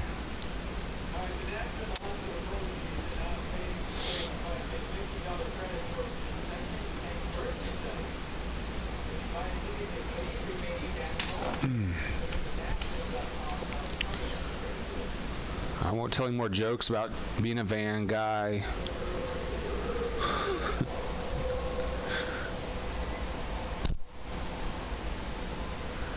Johan Camargo pinch hitting tonight.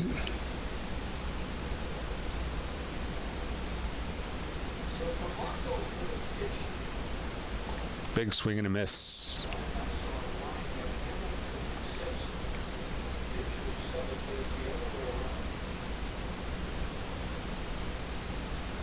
T-Man is in the house. Welcome aboard, T-Man.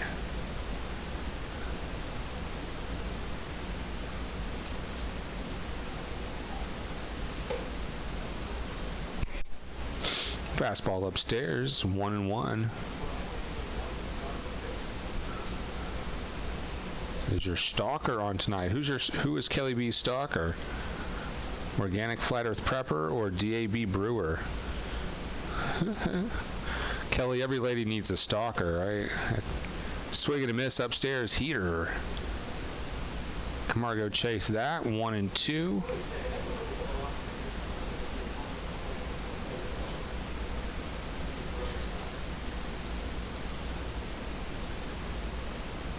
I guess that was DAB Brewer.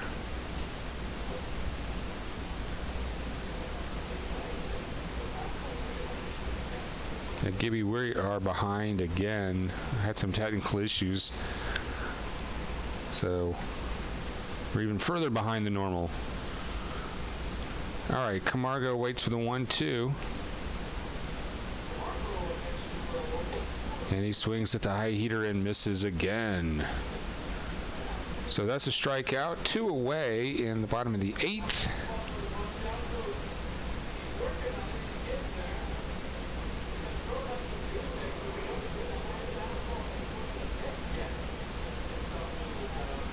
Spoiler alert, Gibby's probably watching the game in real time or a lot closer than we are, so he may let us know what happens, which, that's fine. I'll just keep that in mind, and that'll remind me of my rant about millennials.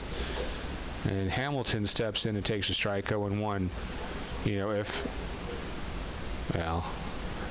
I don't want to make Kelly B laugh, so I won't go on my millennial rant.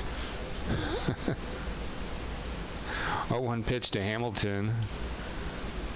And Hamilton may have misplayed defensively that double from Juan Soto that allowed a couple RBIs.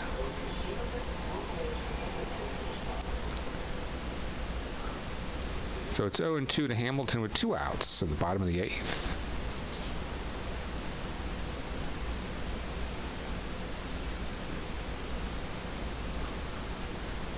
And the 0-2. Check swing foul.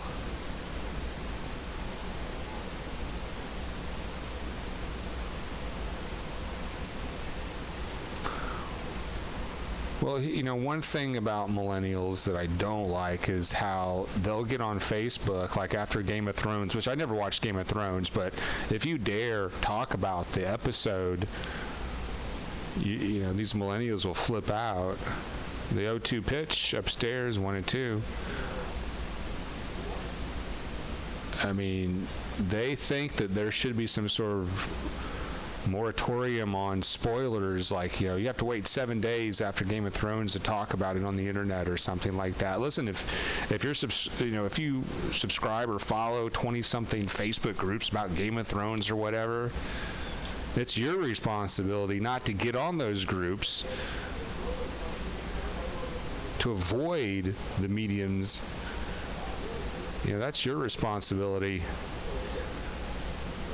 I'm not going to wait a week to talk about live television. But I will give the millennials credit for wearing shorts to work and taking naps at work. I am down with that.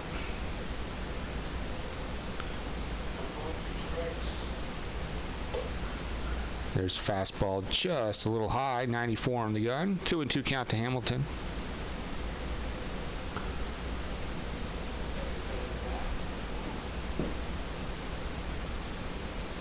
And A-Bomb's got a report in the dugout. Falcons update. Julio Jones inks a monster deal, 3 years, $66 guaranteed million. And Hamilton hits that high and foul out of play. Still 2-2. Yeah, only time I saw Game of Thrones, because I don't have HBO.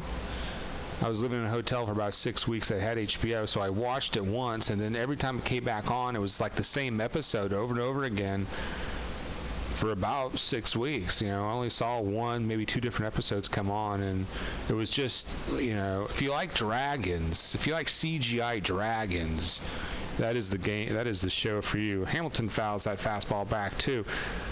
And this pitcher is throwing a steady diet. Doolittle. Hey, producer Beth, this pitcher, his name is Doolittle. Doolittle is throwing a steady fastball, steady diet of high fastballs. Yeah, I'm sorry your stupid dragon show sucked at the end. Yeah. What was that meme? I'm sorry your dragon show ended stupidly. It's a dragon show. It is stupid already. Full count, high fastball again upstairs. 3-2 to Hamilton.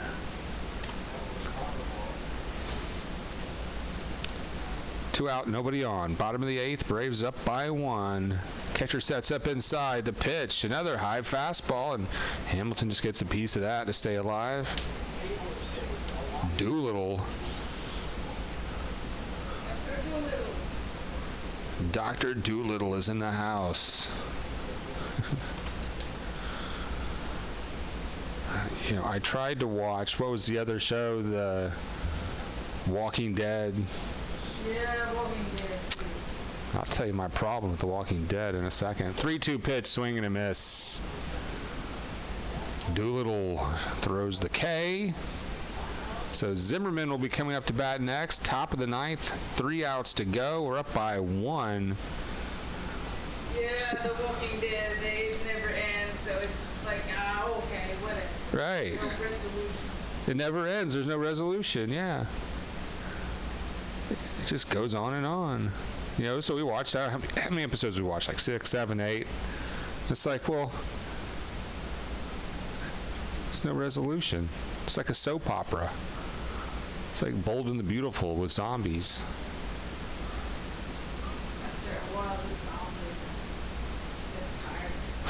I got tired of the zombies, yeah. Sorry your dragon show ended stupidly. And don't forget, A-Bomb, our moderator tonight, will be bringing you the play-by-play reaction show for the kickoff of the Falcons season. They'll be playing always a tough game with the Vikings. Boy, every time I hear Vikings and Falcons, I think of 1998 when the Vikings missed, their field goal kicker missed the first field goal of the season. It came up empty. And the Falcons went on to win the NFC Championship that year. I probably went to maybe 5, 6 games that year. It was a special season, so we're hoping for another special season. And this will be the first year of a full season of dedicated play-by-play reaction.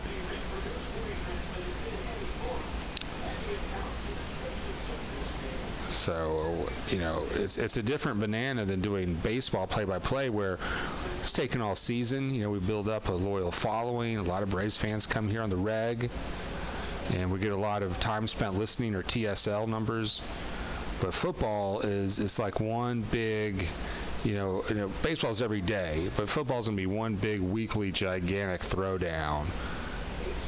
You're going to see a lot more people show up, a lot of activity, a lot of cume, a lot of people coming in saying, what the hell is this? Why aren't you showing us the footage of the game? Where's the game? What is this Joey the Truth Wagner stuff?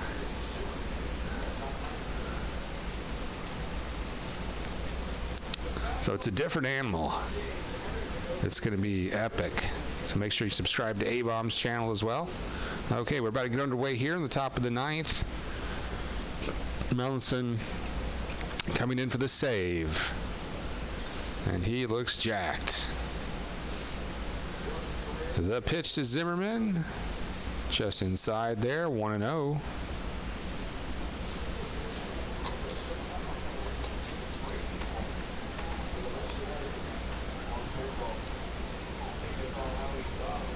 And there is the aforementioned spoiler. There's a strike.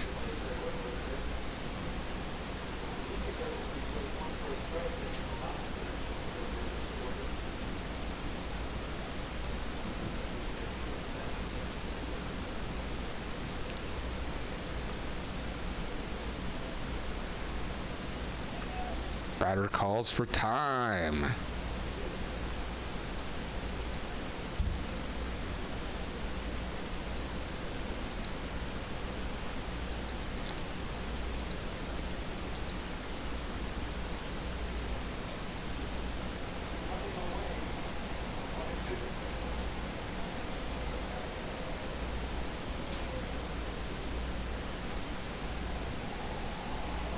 One and two count.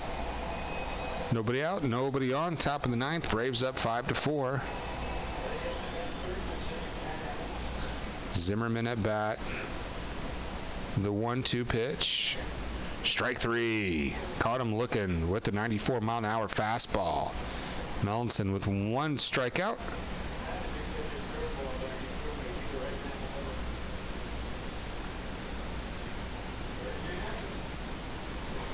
So Rendon, no, check it. It's not Rendon.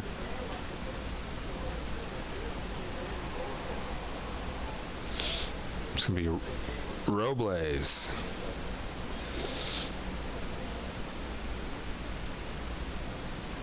Victor Robles. 249, 17 home runs, 58 RBIs. Melanson rocking back and forth. Really kind of rocking side to side. Kicks and fires. Inside, 1-0. Welcome everybody for the exciting conclusion of Braves and Nats Saturday Night Baseball. Adams is on deck for the Nats. It's the top of the 9th, and the Braves are up 5-4. And 2 outs away from winning this. Downstairs, 2-0 to Victor Robles.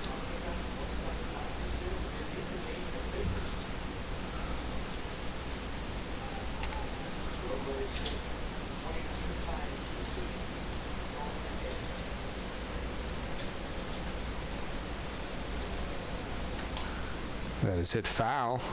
2-1.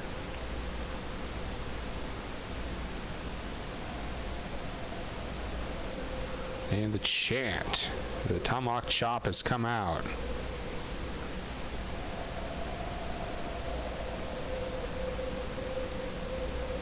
This is one the fans have started themselves, not one coming across the PA system. You don't usually hear the chant for the pitcher. And there's a shot to deep left field, but the outfielder Hazard Ortega gets it at the track. 2 away.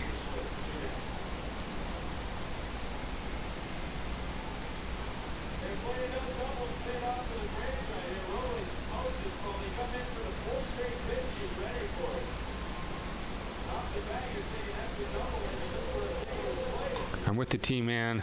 Let's get this done. Hit the showers.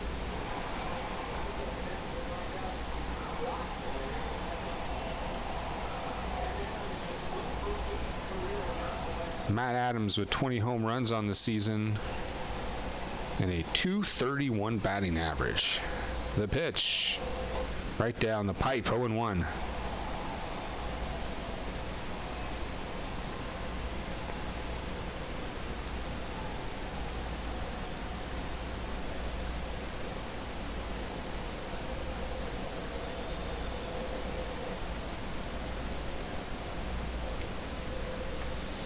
1-1 count. And the chop is out at SunTrust.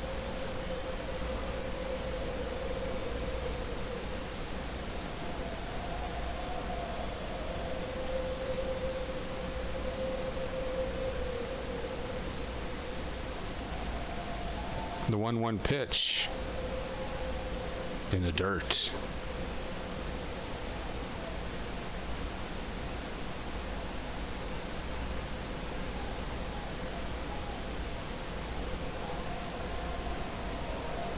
Oh, now the PA system is kicking in the chop. It's going into overdrive. 2-1 pitch coming up.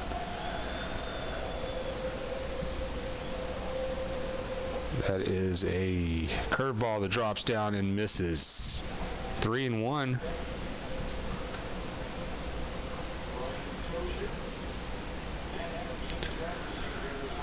All right, looks like Dozier's on deck for the Nats. Nelson rocks and fires. Swing and a miss. Full count. High fastball.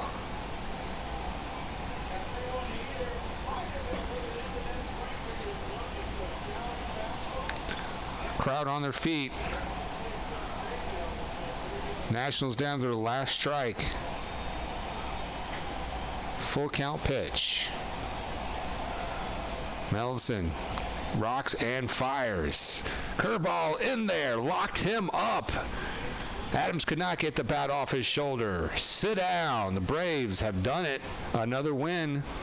The buzzsaw that are the Braves dicing up the Nationals 5-4. Off 6 hits, we got 5 runs, and the Nationals had 4 runs off 5 hits. Julio Teheran with the win, and Melanson with the save. I believe that is correct.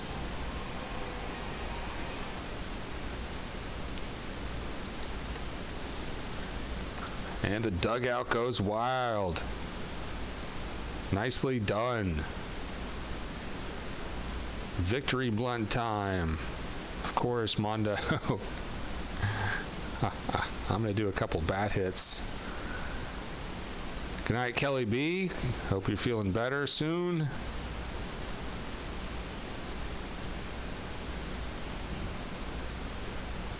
Oh, another game with the Nats tomorrow. That is a 12:10 Central Time start, I believe. That's going to be going on at the same time as the Falcons game. So, A-Bomb's got the Falcons game tomorrow. That's probably what all we're going to go with tomorrow. Yeah, you're right, A-Bomb. We have a 10-game lead on the Nationals, who are fighting for their wild card life, and we're not that far off the Dodgers for the best record. Coast to coast, blunt to blunt, with Mondo. The Blunt to Blunt show. Soroka is going to have to pitch the best he has ever, according to the T-Man. Not going to get much run support. T-Man's predicting tomorrow. Scherzer on the mound for the Nats. So could be a pitching duel. Yeah, thumbs up and subscribe on your way out. And remember, A-Bombs, Falcons, and Vikings tomorrow on Coast to Coast. Kicking off the NFL season. Totes stoked. Totes stoked. And if I'm out dropping keys off of the van, I will be listening in the car. And the van doesn't even have a radio, so, you just need to listen on your phone, yeah. Until I get the quadraphonic sound installed. And the strobe light, get some fog hat, 8 tracks. Van life is good. All right, well, it's Bone Crusher signing out. Thanks for sticking with us through some of our technical hiccups. We will see you on the flip side.